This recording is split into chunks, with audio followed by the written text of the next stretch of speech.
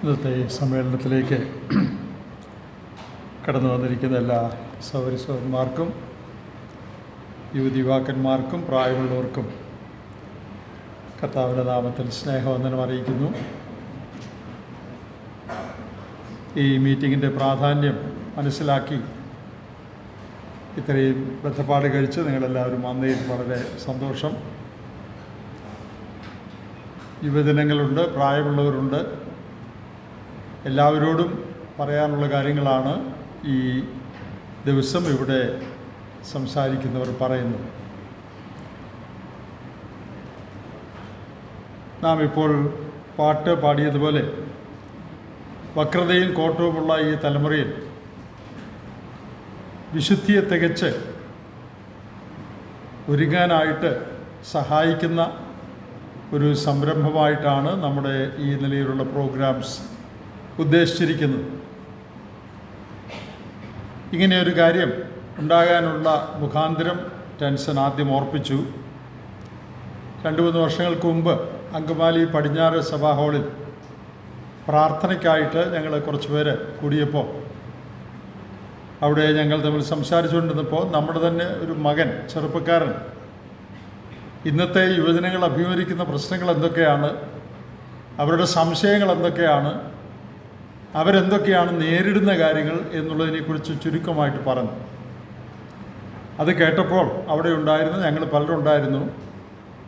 ഇങ്ങനെയൊക്കെയാണോ കാര്യങ്ങൾ കിടക്കുന്നത്, നമ്മൾ വിചാരിച്ചിരിക്കുന്നതിൽ നിന്ന് വളരെ വ്യത്യസ്തമാണല്ലോ എന്ന് ഒരു ബോധം ഉദിക്കാനായിട്ടിടയാണ്. അന്ന് മുതൽ നമ്മുടെ പ്രായമുള്ള ആളുകളെയും ഇത് പറഞ്ഞ് മനസ്സിലാക്കണം. കാരണം നമ്മുടെ അനേകം മാതാപിതാക്കൾക്കും ഈ കാര്യങ്ങളെക്കുറിച്ച് യാതൊരു അറിവുമില്ല. പണ്ട് സൺഡേ സ്കൂൾ പഠിച്ചിരുന്ന പിള്ളേരാണിത് എന്നാണ് മാതാപിതാക്കൾ ചിന്തിക്കുന്നത്. അതിനപ്പുറത്തേക്ക് ഒരറിവുമില്ല. എന്താണ് അവർ കലാലയങ്ങളിലും ജോലി സ്ഥലങ്ങളിലും ഫേസ് ചെയ്യുന്നത്, ഏത് ലോകത്തിലാണ് അവർ ജീവിക്കുന്നതെന്ന് മിക്ക മാതാപിതാക്കൾക്കും യാതൊരു അറിവുമില്ല.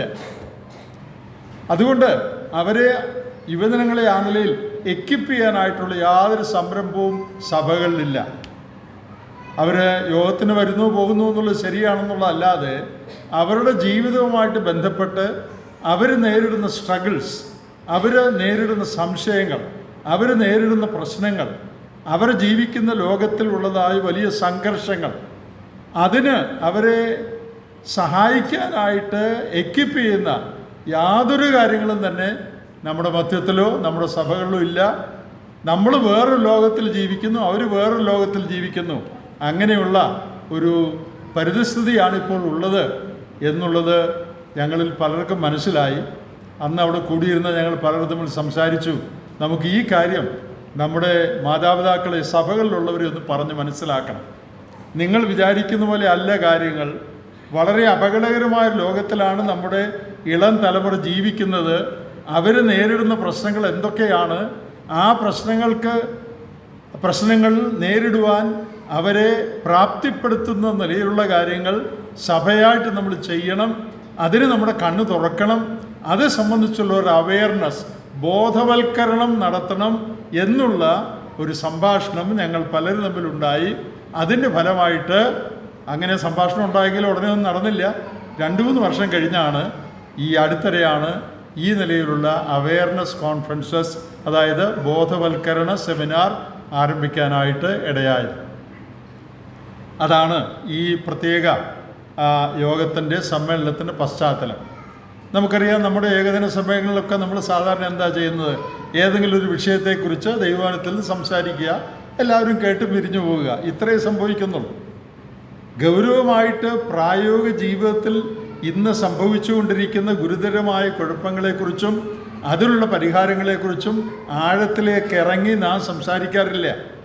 വചനത്തിലെ ചില സത്യങ്ങൾ പറഞ്ഞു എല്ലാവരും സന്തോഷമായിട്ട് പിരിഞ്ഞു പോകുന്നു എന്നുള്ളതല്ലാതെ റിയാലിറ്റി, യാഥാർത്ഥ്യത്തെ നാം അഭിമുഖീകരിക്കുന്നില്ല. അതുകൊണ്ട് വ്യത്യസ്തമായ നിലയിൽ ദൈവജനത്തെ ഈ കാര്യങ്ങൾ പറഞ്ഞ് മനസ്സിലാക്കണമെന്നുള്ള ആഗ്രഹത്തോടും പ്രാർത്ഥനയോടും കൂടെയാണ് ആ ഭാരമുണ്ടായ ചില സഹോദരന്മാർ, ഞങ്ങൾ കുറച്ചുപേർ മാത്രമല്ല, വേറെ പലരുമുണ്ട്, പലയിടങ്ങളിൽ പലര് ഈ കാര്യങ്ങൾ പങ്കുവെക്കുന്നു. അങ്ങനെയാണ് ഈ സംരംഭം ഉണ്ടായത്. ആകട്ടെ ഒരു മുഖവുര പ്രിയ ടെൻഷൻ സർ പറഞ്ഞു കഴിഞ്ഞു. നാം ജീവിക്കുന്ന കാലഘട്ടം ചില കോംപ്ലിക്കേഷൻസ് എന്തൊക്കെയാണ്, എന്തെല്ലാം അപകടങ്ങളാണ് ഇന്ന് പതിയിരിക്കുന്നത്, നാം ഇന്ന് ജീവിക്കുന്ന ഈ ലോകത്തിൽ എന്തെല്ലാം കുഴപ്പങ്ങളുണ്ട്, നമ്മുടെ യുവജനങ്ങൾ എന്തെല്ലാം പ്രശ്നങ്ങളിലാണ് അകപ്പെട്ടുകൊണ്ടിരിക്കുന്നത്. അതിനെക്കുറിച്ച് ഒരു ബോധം നമുക്കുണ്ടായെങ്കിലേ നമ്മുടെ കണ്ണ് തുറക്കുകയുള്ളൂ, നാം ഗൗരവമായിട്ട് ഈ കാര്യങ്ങൾ ചിന്തിക്കാനായിട്ട് ഇടയാവുകയുള്ളൂ. ധാർമ്മികമായ വലിയ അധപ്പതനം ദൈവജനത്തിൻ്റെ മധ്യത്തിൽ ഇപ്പോൾ സംഭവിച്ചുകൊണ്ടിരിക്കുകയാണ്. ഞാൻ ലോകം മുഴുവൻ നടക്കുന്ന ഒരാളാണ്. അനേക സ്ഥലങ്ങളിൽ യാത്ര ചെയ്ത് നമ്മുടെ സഭകൾ നടക്കുന്ന കാര്യങ്ങൾ, കുടുംബങ്ങൾ നടക്കുന്ന കാര്യങ്ങൾ, യുവജനങ്ങളിൽ നടക്കുന്ന കാര്യങ്ങൾ ഇതൊക്കെ നല്ലതായിട്ട് അറിയാവുന്ന ഒരാളാണ് ഞാൻ. എന്തുകൊണ്ടാണെന്ന് ചോദിച്ചാൽ പലയിടങ്ങൾ പോകുമ്പോൾ പല വീടുകൾ താമസിക്കുന്നു, പല സഭകളിൽ പോകുന്നു, അനേക യുവജനങ്ങളുമായിട്ട് സംസാരിക്കുന്നു, അനേകരവരുടെ പ്രശ്നങ്ങൾ പങ്കുവെക്കുന്നു. അതുകൊണ്ട് യഥാർത്ഥത്തിൽ എന്താണ് നമ്മുടെ മധ്യത്തിൽ നടക്കുന്നത് എന്നുള്ളതിനെക്കുറിച്ച് വളരെ അറിവുള്ള ഒരാളാണ് ഞാൻ. കാരണം എൻ്റെ ശുശ്രൂഷാ നിലയിലായതുകൊണ്ട് അതിൻ്റെ വെളിച്ചത്തിൽ വളരെ ഭാരത്തോടുകൂടെ ചില കാര്യങ്ങൾ ദൈവജനവുമായിട്ട് പങ്കുവെക്കണം എന്ന് ഞാൻ ആഗ്രഹിക്കുകയാണ്. നമ്മുടെ മധ്യത്തിലുള്ള പ്രയാസങ്ങൾ, പ്രശ്നങ്ങൾ, അതിനുള്ള പരിഹാരം ദൈവത്തിൽ നിന്ന് പറയുക എന്നുള്ളതാണ് എൻ്റെ ലക്ഷ്യം. ആദ്യം ആ പ്രയാസങ്ങളെക്കുറിച്ചൊരു ധാരണ നിങ്ങൾക്കുണ്ടാകാനായിട്ട് ചില കാര്യങ്ങൾ ടെൻഷൻ പറഞ്ഞു. ഇതൊക്കെ ഇങ്ങനെയൊക്കെയാണോ, ഇങ്ങനെയൊക്കെ ഉണ്ടോ എന്നൊക്കെ നിങ്ങളിൽ ചിലർക്ക് സംശയം തോന്നും. ടെൻഷൻ ഒടുവിൽ പറഞ്ഞ് നിർത്തിയെടുത്തു എന്ന് ഞാൻ തുടങ്ങുക. ഇസ്ലാമിൻ്റെ സ്വാധീനം നമ്മുടെ പെൺകുട്ടികൾക്കുണ്ടോ? അതുണ്ടെന്ന് അറിയാവുന്ന എത്ര പേര് ഇവിടെ ഇരിപ്പുണ്ട്? ഏയ്, ബ്രദർകാർ പെൺപിള്ളാരോ ഇസ്ലാമിൻ്റെ പുറകെ പോകാനോ? നമ്മുടെ പെൺപിള്ളേർ അങ്ങനെയൊന്നുമില്ല. അങ്ങനെ വിചാരിച്ചല്ലേ എല്ലാവരും ഇരിക്കുന്നത്, അല്ലേ? തെറ്റി. അനേകർക്ക് ആ സ്വാധീനമുണ്ട്, അങ്ങനെ പോയിട്ടുണ്ട്, പോയിക്കൊണ്ടിരിക്കുന്നുണ്ട്, പകുതി വഴിക്ക് പിടിച്ച് പുറകോട്ട് കൊണ്ടുവരുന്നുണ്ട്. ഇത് നമ്മുടെ ഇടയിൽ സംഭവിക്കുന്നുണ്ട്. ഇത് നിങ്ങൾ എത്ര പേർക്കറിയാം? നമ്മുടെ പിള്ളേർ അങ്ങനെ മുസ്ലിം ഒന്നും ആകാൻ പോവുക അല്ലേ? അങ്ങനെയല്ലേ വിചാരിച്ചിരിക്കുന്ന എല്ലാവരും. ധാരണ തെറ്റ്. 8 പേരുടെ കാര്യം ഞങ്ങൾക്കറിയാം. ഇനി കൂടുതൽ ആ ഫീൽഡിൽ വർക്ക് ചെയ്യുന്ന സഹോദരന്മാർക്ക് അത് കൂടുതൽ അറിയാം. 8 പേരുടെ കാര്യം ഞങ്ങൾക്കറിയാം. ബ്രദർകാർ പെൺപിള്ളേരുടെ കാര്യം. അതെങ്ങനെയാണ് സംഭവിക്കുന്നത്? ടെൻഷൻ സൗണ്ട് ഉച്ച കഴിഞ്ഞ് പറയുമ്പോൾ അതിനെക്കുറിച്ച് കുറച്ചുകൂടി പറയണം എന്ന് ഞാൻ ആവശ്യപ്പെടുകയാണ്. എങ്ങനെയാണ് ഇവർ സ്വാധീനിക്കപ്പെടുന്നത്? അപ്പോൾ ഇതുവെല്ലാം നമ്മൾ അറിയുന്നുണ്ടോ? നമ്മൾ പാട്ടുമൊക്കെ പാടി നമ്മുടെ കൺവെൻഷനും മീറ്റിങ്ങും ഒക്കെ ആയിട്ട് ഇങ്ങനെ പോവുക, വേറൊരു ലോകത്തിൽ ജീവിക്കുക. യഥാർത്ഥ ലോകത്തിൽ എന്താണ് സംഭവിക്കുന്നത്? നമ്മുടെ തന്നെ എത്രയോ കുട്ടികൾ ഇതിനാൽ സ്വാധീനിക്കപ്പെടുന്നു. എത്തീസത്തിലേക്ക്, നിരീശ്വരവാദത്തിലേക്ക് നമ്മുടെ മക്കൾ പോകുന്നുണ്ടോ? നിങ്ങൾക്ക് എത്ര പേരെ അറിയാം? നിരീശ്വരവാദികളായിരിക്കുന്ന നമ്മുടെ മക്കളിൽ എത്ര പേരെ നിങ്ങൾക്കറിയാം?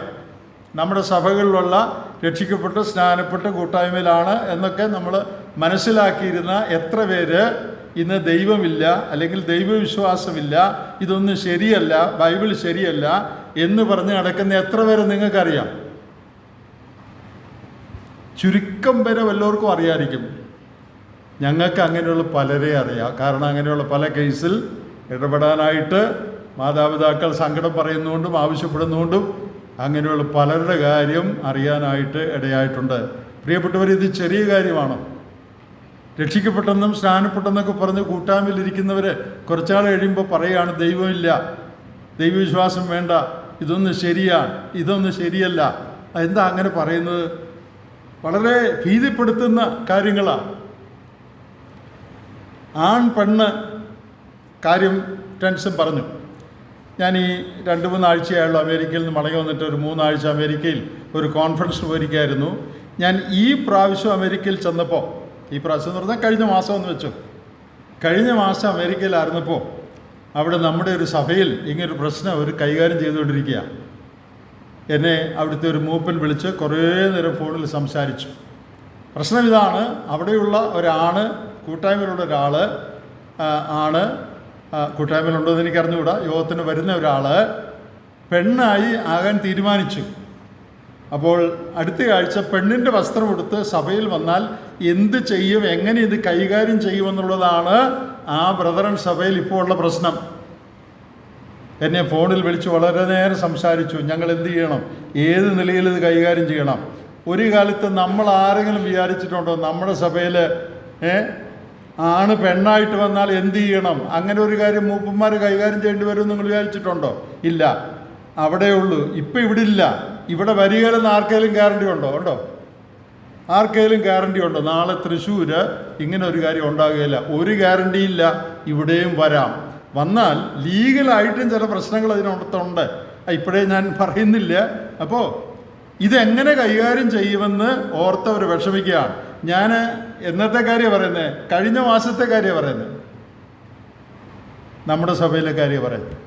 ഇന്ത്യയിൽ നമ്മുടെ ഒരു സഭയിൽ, കൂടുതൽ വിവരങ്ങൾ ഞാൻ പറയുന്നില്ല, നിങ്ങൾ ചെറുക്കത് അറിയാമായിരിക്കും. ഒരു ആണ് പെണ്ണായ ശരിക്കും ആയെന്ന് എനിക്കറിയാൻ പാടില്ല. അത് സംബന്ധിച്ച് വളരെ കോംപ്ലിക്കേഷൻസ് ഉണ്ടായി. മീഡിയയിൽ ആ ആൾ വന്നു, പക്ഷേ ഒരു രോഗം വന്ന് ആ ആൾ മരിച്ചുപോയി. നമ്മുടെ ഇടയിലെ കാര്യമാണ് പറയുന്നത്. പ്രിയപ്പെട്ടവർ, എത്രയോ ഗൗരവതരമായ ഒരു കാര്യമാണിത്. ലോകത്തിൻ്റെ പല ഭാഗങ്ങളിൽ ഇങ്ങനെയുള്ള കാര്യങ്ങൾ ആരംഭിച്ചു, വളർന്നു. നമ്മുടെ ഇടയിലേക്ക് അത് പതുക്കെ പതുക്കെ വന്നുകൊണ്ടിരിക്കുകയാണ്. ഇവിടെ അതൊന്നും വരികയില്ല, നമ്മുടെ സഭകളിലൊന്നും ബാധിക്കുകയില്ല എന്ന് ആരും പറയരുത്. അതൊക്കെ ബാധിക്കും. ഞാൻ കുറച്ചാൾ മുമ്പ് അമേരിക്കയിലായിരുന്നപ്പോൾ ഒരു വീട്ടിൽ, മൈലപ്രായിലുള്ള ഒരു സഹോദരൻ്റെ വീട്ടിൽ ചായ കുടിക്കാനായിട്ട് പോയി. അപ്പോൾ അവിടുത്തെ മോൻ, അവൻ ചെറിയ ക്ലാസ്സിൽ 4-5 കിലോമീറ്ററാണെന്ന് തോന്നുന്നു പഠിക്കുന്നത്. അവനൊരു കാര്യം പറഞ്ഞു. ആ പയ്യൻ പറഞ്ഞ കാര്യമാണ് ഞാൻ നിങ്ങളോട് പറയുന്നത്. അവൻ്റെ ക്ലാസ്സിൽ വേറൊരു പയ്യൻ കുരങ്ങായിട്ട് വന്നു. കുരങ്ങെന്ന് പറഞ്ഞാൽ കുരങ്ങായില്ല, വാലൊക്കെ വെച്ച് കുരങ്ങിനെ പോലെ വന്നു. അപ്പോൾ കൂട്ടുകാരെല്ലാം അവനെ കളിയാക്കി. കൂട്ടുകാർ കളിയാക്കിയതിന് ടീച്ചർ അവരോട് പിണങ്ങി. നിങ്ങളെന്തിനാ കളിയാക്കുന്നത്? അവൻ അങ്ങനെ വരാനേ ഇഷ്ടം, അത് അവൻ്റെ സ്വാതന്ത്ര്യമാണ്. അത് അറ്റൻഷൻ പറഞ്ഞത്. അവൻ കുരങ്ങാണെന്ന് പറയാൻ അവൻ്റെ സ്വാതന്ത്ര്യമാണ്. നിങ്ങളാരാ അത് കളിയാക്കാൻ? ഒരൊറ്റ എണ്ണം കളിയാക്കാൻ പാടില്ല. ഞാൻ ഉണ്ടാക്കി പറയുന്നതല്ലേ ഇത്. ഞാൻ ചായ കുടിക്കാൻ പോയ മലപ്പുറക്കാരൻ്റെ വീട്ടിലെ സ്കൂളിൽ പഠിക്കുന്ന പയ്യൻ എന്നോട് പറഞ്ഞ കാര്യമായത്. അപ്പോൾ എന്തോ ഒരു ലോകമായത്. ആർക്കും ഒന്നും പറയാൻ പാടില്ല. പട്ടിയാന്ന് പറഞ്ഞാൽ പട്ടിയാണ്, പൂച്ച എന്ന് പറഞ്ഞാൽ പൂച്ചയാണ്. അങ്ങനെ അല്ലെന്ന് പറയാൻ പറ്റത്തില്ല. കാരണം അവൻ്റെ സ്വാതന്ത്ര്യമാണത്. ഹ്യൂമനിസത്തിൻ്റെ കാര്യം പറഞ്ഞല്ലോ, നിങ്ങൾക്കത് മനസ്സിലായെന്ന് ഞാൻ വിചാരിക്കുന്നു. ഹ്യൂമനിസത്തിൽ ഏറ്റവും പ്രധാനപ്പെട്ട ഒരു ആപ്തവാക്യം, മറ്റൊരാൾക്ക് ടെൻഷൻ, അത് പറഞ്ഞതാണ്, ഞാൻ ഒന്നുകൂടെ പറയുകയാണ്, മറ്റൊരാൾക്ക് ബുദ്ധിമുട്ടുണ്ടാകാത്ത നിലയിൽ എന്തും ചെയ്യാം. ഒരു സ്ത്രീക്കും പുരുഷനും അവർക്ക് തമ്മിൽ സമ്മതമാണെങ്കിൽ, അവർക്ക് സന്തോഷമാണെങ്കിൽ, അവർക്ക് എങ്ങനെയും ജീവിക്കാം, എന്തും ചെയ്യാം. അതാരും ചോദ്യം ചെയ്യാൻ പാടില്ല. ചോദ്യം ചെയ്യുന്നത് കുറ്റകരമാണ്. നീ എന്തിനാ അങ്ങനെ നടക്കുന്നതെന്ന് ചോദിച്ചാൽ നമുക്കാ കുറ്റം, അവർക്ക് കുറ്റമൊന്നുമില്ല. ഈ അടുത്ത കാലങ്ങളിൽ നമ്മുടെ ഇന്ത്യയിലെ കോടതികൾ വന്ന വിധികൾ നിങ്ങൾ വായിക്കുന്നുണ്ടെന്ന് ഞാൻ വിചാരിക്കുന്നു. നിങ്ങൾ വായിച്ചില്ലേ? നമ്മുടെ കോടതികളിൽ വന്ന വിധികൾ എന്താണത്? സ്ത്രീയും പുരുഷനും പരസ്പര സമ്മതത്തോടുകൂടെ ചെയ്യുന്ന ഏത് കാര്യവും നിയമവിധേയമാണ്. അത് തെറ്റാണെന്ന് പറയാൻ കഴിയുകയില്ല. വിവാഹിതരാണെങ്കിൽ പോലും തെറ്റാണെന്ന് പറയാൻ കഴിയുകയില്ല. ഒരാളുടെ ഭാര്യ വേറൊരാളുടെ കൂടെ പോയി അവർ പരസ്പര സമ്മതത്തോടെയാണ് ബന്ധത്തിൽ ഏർപ്പെടുന്നതെങ്കിൽ അത് നിയമത്തിന് വിധേയമാണ്. അത് ചോദ്യം ചെയ്യാൻ പാടില്ല. നമ്മുടെ രാജ്യത്തെ നിയമമാണ്. അപ്പം നാം ജീവിക്കുന്ന തലമുറ എത്ര ഭയങ്കരമായൊരു തലമുറയാണ്. കുറച്ച് നാൾക്ക് മുമ്പ് കാനഡയിലായിരുന്നപ്പോൾ എനിക്ക് ബന്ധമുള്ളൊരു വീട്ടിൽ ഞാൻ താമസിക്കുമ്പോൾ ആ വീട്ടിലെ അമ്മ എന്നോട് പറയാണ്, ഇവിടെ 2 ആൺമക്കളുണ്ട് അച്ചായ, ഇപ്പം സ്കൂളിൽ ഭയങ്കര പ്രശ്നമാണ്. കാരണം അവരാണാണോ പെണ്ണാണോ എന്നുള്ളതിനെ സംബന്ധിച്ചാണ് പ്രശ്നം. ഇത് കേട്ടാൽ നമുക്ക് തോന്നും വട്ടാണ് അല്ലേ? അങ്ങനെയല്ലേ നമുക്ക് തോന്നുന്നത്? എന്തൊരു വട്ടായതല്ലേ? ആൺപിള്ളേർ ആണോ പെണ്ണ? ഇത് നമുക്കായത് വട്ടം, അവർക്കിത് വട്ടൊന്നുമല്ല. അവർക്കിത് വളരെ സെൻസിബിളായിട്ടുള്ള കാര്യമാണ്. ആ അമ്മ പറയാണ്, എൻ്റെ 2 മക്കളും, ആ മക്കൾക്ക് കുഴപ്പമൊന്നുമില്ല, അവർ നല്ല പിള്ളേരാണ്, പക്ഷേ ക്ലാസ്സിൽ ഭയങ്കര കൺഫ്യൂഷനാണ്, ആണാണോ പെണ്ണാണോ. കുറച്ച് നാൾ മുമ്പ് ഞാൻ ന്യൂസിലൻഡിൽ ഒരു വീട്ടിൽ ഇരിക്കുമ്പോൾ, നമ്മുടെ മലയാളികളുടെ വീട്ടിലിരിക്കുമ്പോൾ, അവിടുത്തെ പിള്ളേരെ പഠിപ്പിക്കുന്ന ടീച്ചർ ഒരു ആണ് പെണ്ണാകുകയോ പെണ്ണാണാകുകയോ ചെയ്തു. അപ്പോൾ ആ ടീച്ചറിനൊരു എഴുത്തെഴുതണം നമ്മുടെ ഈ വീട്ടുകാർക്ക്. അപ്പോൾ എന്താ അഡ്രസ്സ് ചെയ്യുന്നതെന്നുള്ളതാണ് പ്രശ്നം. ഡിയർ സർ എന്ന് അഡ്രസ്സ് ചെയ്യുമോ ഡിയർ മാഡം എന്ന് അഡ്രസ്സ് ചെയ്യുമോ, അത് ഇത് രണ്ടും കൂടി വേറെ ഏതായാലും ലീവ് ലെറ്ററൊക്കെ എഴുതുമ്പോൾ നമ്മൾ അങ്ങനെയല്ല എഴുതുന്നത്. അങ്ങനെ എങ്ങനെയാണ് എഴുത്തെഴുതുന്നതെന്ന് ആ വീട്ടിൽ അവരിരുന്ന് ഡിസ്കസ് ചെയ്യാണ് ഞാനിരിക്കുമ്പോൾ. കുറച്ച് വർഷം മുമ്പ് ഇങ്ങനെ വല്ലതും ഉണ്ടായിരുന്നു. ഡിയർ സാറെന്ന് പറഞ്ഞാൽ സാർ, ഡിയർ മാഡം എന്ന് പറഞ്ഞാൽ മാഡം. ഇപ്പം തെറ്റിച്ച് വിളിച്ചാൽ സംഗതി കുഴപ്പമാകും, മനസ്സിലായോ? അത് നിയമവിരുദ്ധമാകും. സാറിനെ കയറി മാഡം എന്ന് വിളിച്ചാൽ കുഴപ്പമാണ്, മാഡത്തെ കയറി സാറെന്ന് വിളിച്ചാൽ കുഴപ്പമാണ്. അതുകൊണ്ട് ലീവ് ലെറ്റർ എഴുതുന്നതിനെ പോലും സൂക്ഷിച്ച് എഴുതാൻ പറ്റുള്ളൂ. എന്തോരു ലോകമായത്! നമുക്കിതൊക്കെ പറഞ്ഞാൽ വിശ്വസിക്കാനൊക്കെ വളരെ പ്രയാസം തോന്നും. ഞാനിപ്പോൾ 3 ആഴ്ച മുമ്പ് അമേരിക്കയിൽ നിന്ന് ഉള്ളതെന്ന് ഞാൻ പറഞ്ഞല്ലോ. ഈ പ്രാവശ്യം അമേരിക്കയിൽ ചെന്നപ്പോൾ വളരെ ദുഃഖകരമായൊരു കാര്യം കേട്ടു. ഞങ്ങളിൽ പലർക്കും അറിയാവുന്ന ഒരു പെൺകുട്ടി, നമ്മുടെ ബ്രദറൻ കുടുംബത്തിലെ ഒരു പെൺകുട്ടിയാണ്. വേറൊരു പെൺകുട്ടിയോടുകൂടി താമസം ആരംഭിച്ചിരിക്കുകയാണ്. പെൺപിള്ളേർ ഒരുമിച്ച് ഹോസ്റ്റലിൽ താമസിക്കും, അതിനകത്ത് കുഴപ്പമൊന്നുമില്ല. അങ്ങനത്തെ താമസമല്ല. എന്നോട് പറഞ്ഞവർ വളരെ സങ്കടത്തോട് പറഞ്ഞു, നമ്മുടെ ഇന്ന വീട്ടിലെ, നല്ലതായിട്ട് അറിയാവുന്നതാണ്, ഇന്ന വീട്ടിലെ ഇന്ന പെൺകുട്ടി വേറൊരു പെൺകുട്ടിയോട് താമസിക്കുകയാണ്. They are living together. അവരുടെ ബന്ധത്തിൻ്റെ വ്യാപ്തി എന്തോരുണ്ടെന്ന് അറിഞ്ഞുകൂടാ. പക്ഷേ ഇങ്ങനെ ദുഃഖകരമായൊരു വാർത്ത അടുത്തിടെ ഞങ്ങൾ കേട്ടു എന്ന് പറഞ്ഞു. അപ്പോൾ നമ്മുടെ പിള്ളേർക്കൊക്കെ ഇങ്ങനെ സംഭവിക്കുമെന്നൊക്കെ നമ്മൾ ചിന്തിക്കുമോ? നമ്മുടെ വീട്ടിലെ ഒരു കൊച്ചിൻ്റെ കാര്യമാണ് ഈ പറയുന്നത്. അപ്പോൾ ഞാനിതൊക്കെ ആദ്യം ഒന്ന് പറഞ്ഞത്, നാം ജീവിക്കുന്ന ഈ തലമുറ വക്രതയും കോട്ടവുമുള്ള തലമുറയെന്ന് പൗലോസ് അന്ന് പറഞ്ഞെങ്കിൽ ഇന്നത്തെ തലമുറയെക്കുറിച്ച് എന്താണ് പറയേണ്ടത്? മറ്റൊരു വലിയ വൈഷമ്യം ഇന്ന് നാം നേരിടുന്നത് കുടുംബത്തോടുള്ള ബന്ധത്തിലാണ്. അതിൽ നിങ്ങൾ എല്ലാവർക്കും തന്നെ ഇതറിയാമെന്ന് ഞാൻ വിചാരിക്കുകയാണ്. കാരണം കുടുംബ ഗൗരവതരമായ പ്രശ്നങ്ങളില്ലാത്ത സഭകൾ ഇല്ല. ഇവിടെ ഇപ്പോൾ അനേക സഭകളിൽ നിന്ന് വന്നിരിക്കുന്നവരുണ്ട്. ഞാൻ നിങ്ങളോടൊരു ചോദ്യം ചോദിക്കുകയാണ്.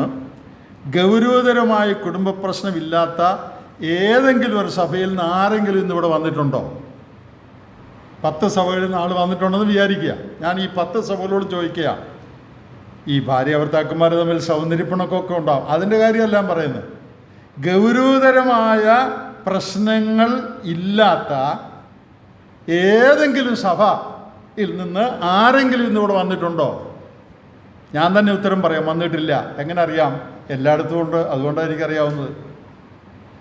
നമ്മുടെ ഇന്ത്യയിലെ ഒരു പട്ടണത്തിലെ ഒരു സഭയിലെ, ആ ടൗണിലുള്ള ഒരു സഭയിലെ ഒരു 5ഓ 6ഓ കുടുംബങ്ങളിൽ ഗൗരവതരമായ പ്രശ്നമുണ്ട്. ചിലർ പിരിഞ്ഞു, ചിലർ വേറെ കല്യാണം കഴിച്ചു, ചിലർ കല്യാണമൊന്നും കഴിച്ചില്ല, പിരിയാൻ ഇരിക്കുന്നേ ഉള്ളൂ, ചിലർ പിരിയുന്നില്ല, ഒരുമിച്ച് താമസിക്കുന്നേ ഉള്ളൂ, പക്ഷേ അവർ സന്തോഷത്തിലല്ല. എവിടുത്തെ കാര്യം അത് പറഞ്ഞേ? നമ്മുടെ സഭകളിലെ കാര്യം പറഞ്ഞേ. വിവാഹങ്ങൾ, നമ്മുടെ മധ്യത്തിൽ നടക്കുന്ന വിവാഹങ്ങൾ, വിശ്വാസി അവിശ്വാസിയെ വിവാഹം കഴിക്കുക സാധാരണയായിക്കൊണ്ടിരിക്കുക. രക്ഷിക്കപ്പെട്ടവരെ വിവാഹം കഴിക്കാവൂ എന്നുള്ളത് വേദപുസ്തകത്തിലെ അടിസ്ഥാന പ്രമാണമാണ്. ആ പ്രമാണം ലംഘിച്ച് പഠിക്കാൻ പോകുന്നിടത്ത് അല്ലെങ്കിൽ ജോലി ചെയ്യുന്നിടത്ത് ആരെങ്കിലുമായിട്ട് ഇഷ്ടപ്പെട്ടു, ആ ആൾ വിവാഹം കഴിക്കുക. പിന്നെ അയാളെ എങ്ങനെയൊക്കെ രക്ഷിക്കപ്പെടുത്തി ആരെങ്കിലുമൊക്കെ പോയി വചനമൊക്കെ പറഞ്ഞ് വിശ്വസിക്കുന്നു എന്ന് ചോദിച്ചാൽ വിശ്വസിക്കുന്ന തലയൊക്കെ ആട്ടി പിന്നെ സ്നാനപ്പെടുത്തി അവരെ അങ്ങ് കല്യാണം കഴിപ്പിക്കുക. എത്ര കോമണായ കാര്യമാണിത്. ഇവിടെ ഇരിക്കുന്ന യുവതിവാക്കന്മാരോട് ഞാൻ പറയുകയാണ്, എത്രയോ അപകടകരമായ ഒരു ലോകത്തിലാണ് നിങ്ങൾ ജീവിക്കുന്നത്. വളരെ സൂക്ഷിച്ചില്ലെങ്കിൽ ഇങ്ങനെയുള്ള ട്രാപ്പുകളിൽ നമ്മുടെ മക്കളും അകപ്പെട്ടു പോകാൻ സാധ്യതയുണ്ട്. എന്തെല്ലാം കുഴപ്പങ്ങളിലാണ് പിള്ളേർ ചെന്ന് ചാടുന്നതെന്നറിയാമോ? ഈ അടുത്തിടെ ഒരു വിശ്വാസി, ബ്രദറുകാരിയല്ല, എന്നാൽ നമ്മുടെ പോലെയുള്ള ഒരു കൂട്ടത്തിലുള്ള ഒരു വിശ്വാസിയാണ്. അവൾ ഒരു മർത്താമക്കാരനുമായിട്ട് അടുപ്പത്തിലായി. അപ്പോൾ പലരും അവളോട് പറഞ്ഞു, മോളെ നീ കല്യാണത്തിന് സമ്മതിക്കരുത്, അവൻ അവിശ്വാസിയാണ്. മർത്തമക്കാരനായതുകൊണ്ടല്ല, അവൻ രക്ഷിക്കപ്പെട്ടതല്ല, അവനുമായിട്ടുള്ള ബന്ധം ശരിയല്ല, വചനപ്രകാരം ശരിയല്ല, നീ പോകരുത്. നിങ്ങൾക്കറിയാമല്ലോ, ഇങ്ങനെയൊക്കെ തലയ്ക്ക് പിടിച്ചു കഴിഞ്ഞാൽ പിന്നെ ആര് പറഞ്ഞാലും മാറുകയില്ല. അത് നിങ്ങൾക്കറിയാമല്ലോ അല്ലേ? ആര് കൗൺസിൽ ചെയ്താലും പിന്നെ മാറുകയില്ല. ഇത് പിടിയെ നിൽക്കുക. അങ്ങനെ കല്യാണം കഴിഞ്ഞു. ഇപ്പോൾ കുറച്ചുനാൾ കഴിഞ്ഞപ്പോൾ ഇപ്പോൾ അവൾ കൗൺസിലിങ്ങിന് വന്നിരിക്കുകയാണ്. എന്തിനാണെന്നറിയാമോ? കല്യാണം കഴിഞ്ഞ് കുറച്ച് ദിവസം കഴിഞ്ഞപ്പോഴാണ് മനസ്സിലായത് ഇവന് വേറെ ഭാര്യയും മക്കളും ഉണ്ട്.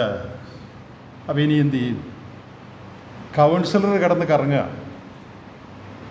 ഈ കല്യാണം മാറിയാൽ ഇത് വിവാഹമോചനമാകുമോ? ചോദ്യം 1.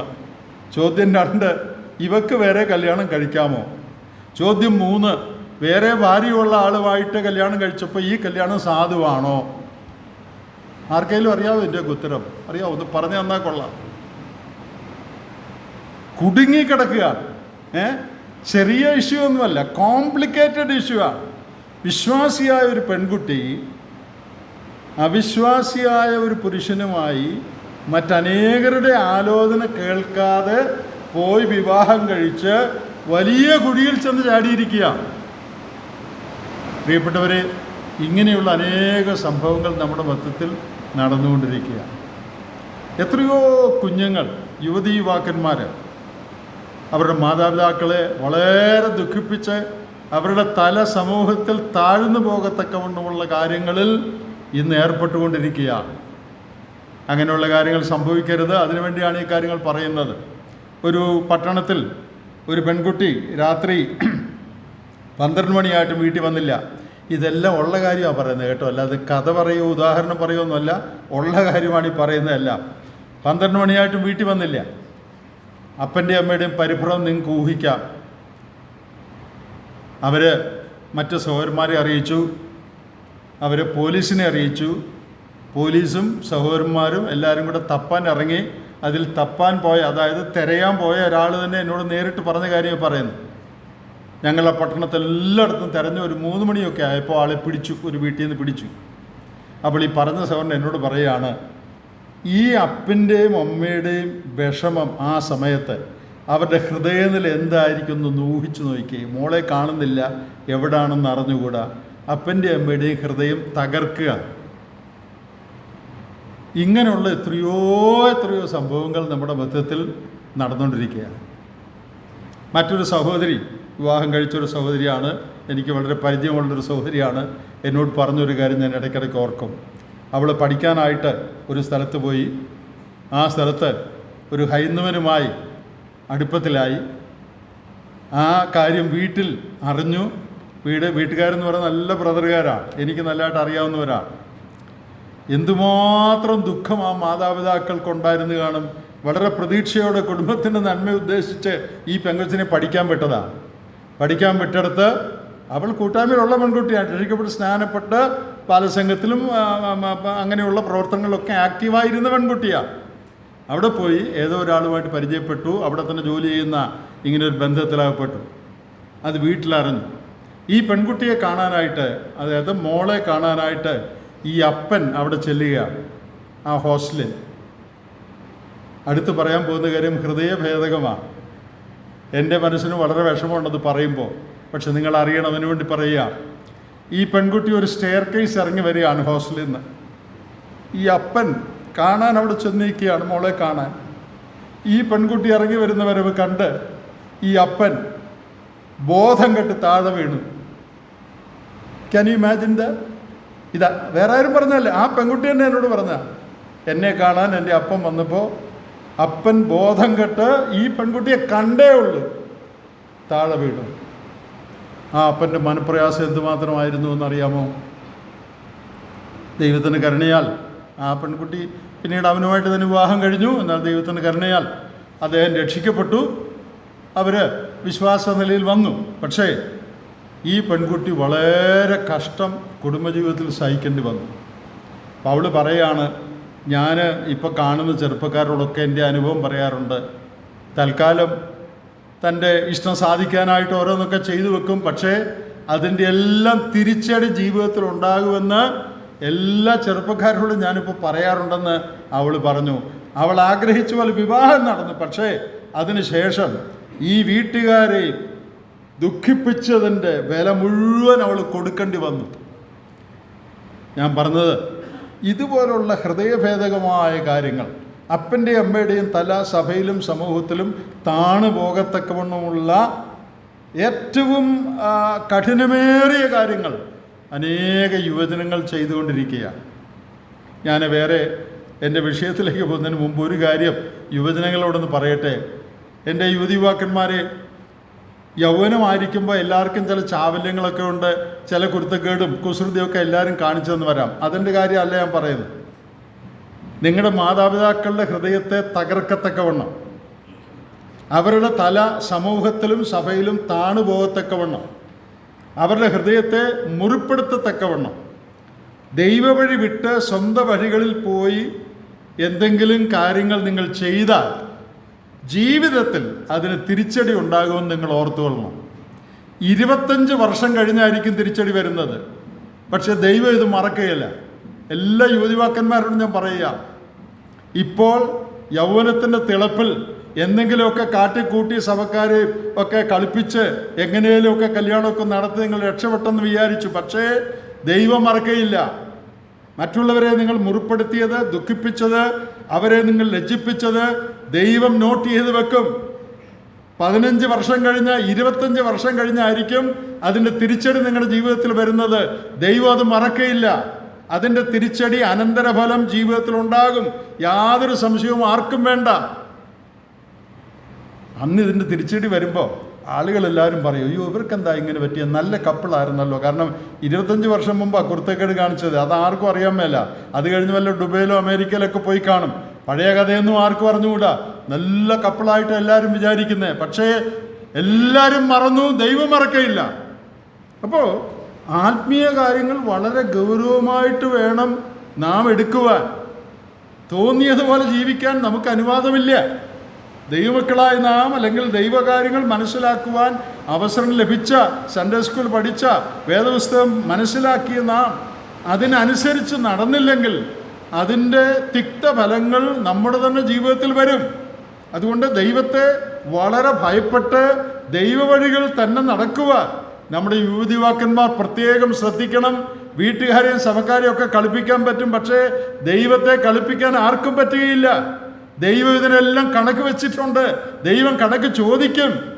ആവശ്യമില്ല ജീവിതത്തിൽ ദുരിതങ്ങൾ വലിച്ചു വെക്കരുത്. ദൈവത്തിൻ്റെ വചനപ്രകാരം നിങ്ങൾ പഠിച്ച, ബാല്യം മുതൽ മനസ്സിലാക്കിയ ദൈവസത്യങ്ങളോട് വിശ്വസ്ത പുലർത്തി ജീവിച്ചില്ലെങ്കിൽ ജീവിതത്തിൽ വളരെ കുഴപ്പങ്ങൾ, തകരാറുകൾ പിൽക്കാലത്ത് വരുമെന്നുള്ളത് അറിഞ്ഞിരിക്കണം. ഞാൻ കൊട്ടാരക്കര ആണ് ആദ്യം ഇതുപോലെയുള്ള മീറ്റിംഗ് നടന്നത്.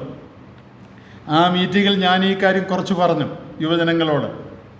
ആ മീറ്റിംഗ് കഴിഞ്ഞപ്പോൾ അവിടെ ഉണ്ടായിരുന്നൊരു സുവിശേഷകൻ എന്നോടൊരു കാര്യം പറഞ്ഞു. അദ്ദേഹം പറഞ്ഞു, എങ്കിലേ ഞങ്ങളുടെ വീട്ടിൽ ഇതുപോലൊരു കാര്യം നടന്നു. അവിശ്വാസികളാണ് അവരുടെ വീട്ടുകാർ. അതിൽ ഒരു ചെറുപ്പക്കാരൻ അപ്പനോടും അമ്മയോടും പറഞ്ഞു, ഏതോ അവൻ പറഞ്ഞ കാര്യം സാധിക്കാഞ്ഞപ്പോൾ പറഞ്ഞു, രണ്ടിനെയും കൊങ്ങയ്ക്ക് പിടിച്ച് ഞാൻ കിണറ്റിലെറിയും എന്നിവൻ പറഞ്ഞു. അവൻ രക്ഷിക്കപ്പെട്ടതെന്നല്ല, ദേഷ്യത്തിൽ പറഞ്ഞാണ്. രണ്ടിനെയും, അപ്പനെയും അമ്മയും കൊങ്ങയ്ക്ക് പിടിച്ച് രണ്ടിനെയും ഞാൻ കിണറ്റിലെറിയുമെന്ന് പറഞ്ഞു. അതൊക്കെ കഴിഞ്ഞു. 10-20 വർഷം കഴിഞ്ഞു.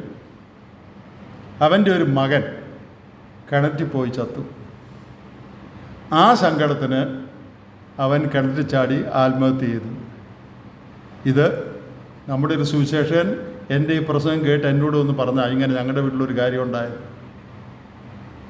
നമ്മൾ ജീവിക്കുന്നത് ദൈവത്തെ ഭയപ്പെട്ട് ജീവിക്കണം. നമ്മുടെ തലമുറ എങ്ങനെയുള്ളതല്ല ആണെന്ന് നിങ്ങൾ കേട്ടു. ഈ ലോകത്തിൻ്റെ കാലഗതിക്ക് അനുസരിച്ച് മറ്റുള്ളവർ ചെയ്യുന്ന പോലെ ചെയ്ത്, മറ്റുള്ളവരുടെ കൂട്ടുപിടിച്ച്, അവരെല്ലാം ചെയ്യുന്ന പോലെ ഞാനും ചെയ്തു, ഉല്ലാസത്തിനും സന്തോഷത്തിനും വേണ്ടി തോന്നിയതുപോലൊക്കെ ജീവിച്ചാൽ, ദൈവവഴികളെ വിട്ടു പോയാൽ അതിൻ്റെ ദോഷങ്ങൾ ജീവിതത്തിൽ ഉണ്ടാകുമെന്നുള്ളത് നമ്മുടെ എല്ലാ യുവജനങ്ങളും അറിഞ്ഞിരിക്കണം.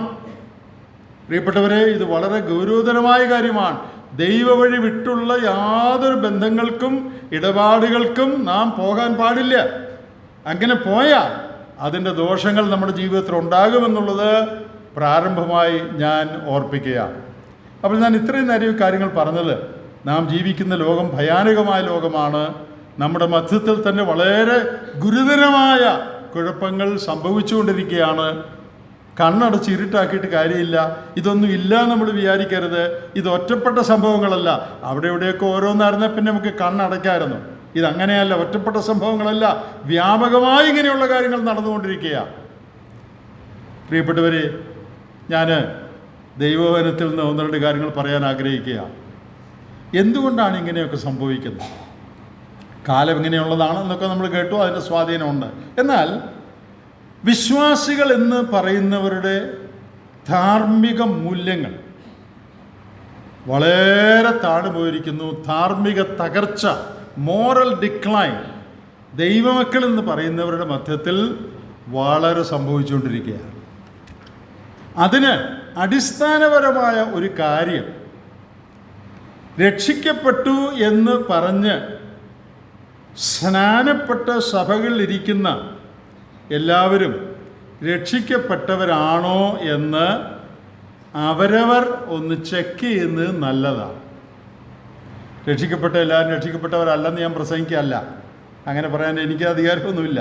എന്നാൽ വേദപുസ്തകത്തിൻ്റെ വെളിച്ചത്തിൽ ഞാൻ മനസ്സിലാക്കുന്നതനുസരിച്ച് ഒരു വിശ്വാസിയുടെ ജീവിതത്തിൽ കാണപ്പെടേണ്ട അടിസ്ഥാനപരമായ മാറ്റങ്ങൾ, ഗുണങ്ങൾ ഇന്ന് വിശ്വാസികൾ എന്ന് പറയുന്ന അനേകരുടെയും ജീവിതത്തിൽ കാണുന്നില്ല. ഞാൻ ആരെയും പ്രത്യേകിച്ച് ഉദ്ദേശിച്ച് പറയല്ല, പൊതുവിൽ ക്രൈസ്തവ ലോകത്തെ, സുവിശേഷ വിഹിത ലോകത്തെക്കുറിച്ച് പറയുക. രക്ഷിക്കപ്പെട്ടു എന്ന് അവകാശപ്പെടുന്ന അനേകരുണ്ട്. എന്നാൽ വേദപുസ്തക പ്രകാരം രക്ഷിക്കപ്പെട്ട ഒരാളുടെ ജീവിതത്തിൽ കാണപ്പെടേണ്ട അടിസ്ഥാനപരമായ കാര്യങ്ങൾ, അവൻ പെർഫെക്റ്റ് ആയോ എന്നുള്ളതല്ല ചോദ്യം. രക്ഷിക്കപ്പെട്ടവൻ്റെ ജീവിതത്തിൽ കാണപ്പെടേണ്ട ബേസിക് ക്യാരക്ടറിസ്റ്റിക്സ് ഒരാളുടെ ജീവിതത്തിൽ കാണുന്നില്ലെങ്കിൽ അയാൾ രക്ഷിക്കപ്പെട്ടതാണെന്ന് നാം എങ്ങനെ തീരുമാനിക്കും? ഈ അടുത്തിടെ തമിഴ്നാട്ടിൽ ഇലക്ഷൻ നടന്നു. ജോസഫ് വിജയ് മുഖ്യമന്ത്രി, അദ്ദേഹത്തിന് ഭൂരിപക്ഷം കിട്ടി. അദ്ദേഹം ഗവർണറുടെ അടുത്ത് ചെന്നു. നിങ്ങൾ പത്രത്തിൽ വായിച്ചാണിതല്ല. 2-3 പ്രാവശ്യം ഗവർണറുടെ അടുത്ത് എന്ന് പറഞ്ഞു എനിക്ക് ഭൂരിപക്ഷമുണ്ട്. ഗവർണർ പറഞ്ഞു വാലിഡേറ്റ് ചെയ്യ്, ഭൂരിപക്ഷം ഉണ്ടെന്ന് വാഗൊണ്ട് പറഞ്ഞുകൊണ്ട് ഞാൻ സമ്മതിക്കില്ല. തിരിച്ചു പോ. നിങ്ങൾ വായിച്ചില്ലേ? 2-3 പ്രാവശ്യം ജോസഫ് വിജയനെ തിരിച്ചുവിട്ടു ഗവർണർ. എന്താ തിരിച്ചുവിടാൻ കാര്യം? അദ്ദേഹം ക്ലെയിം ചെയ്യുകയാണ് എനിക്ക് ഭൂരിപക്ഷം ഉണ്ടെന്ന്.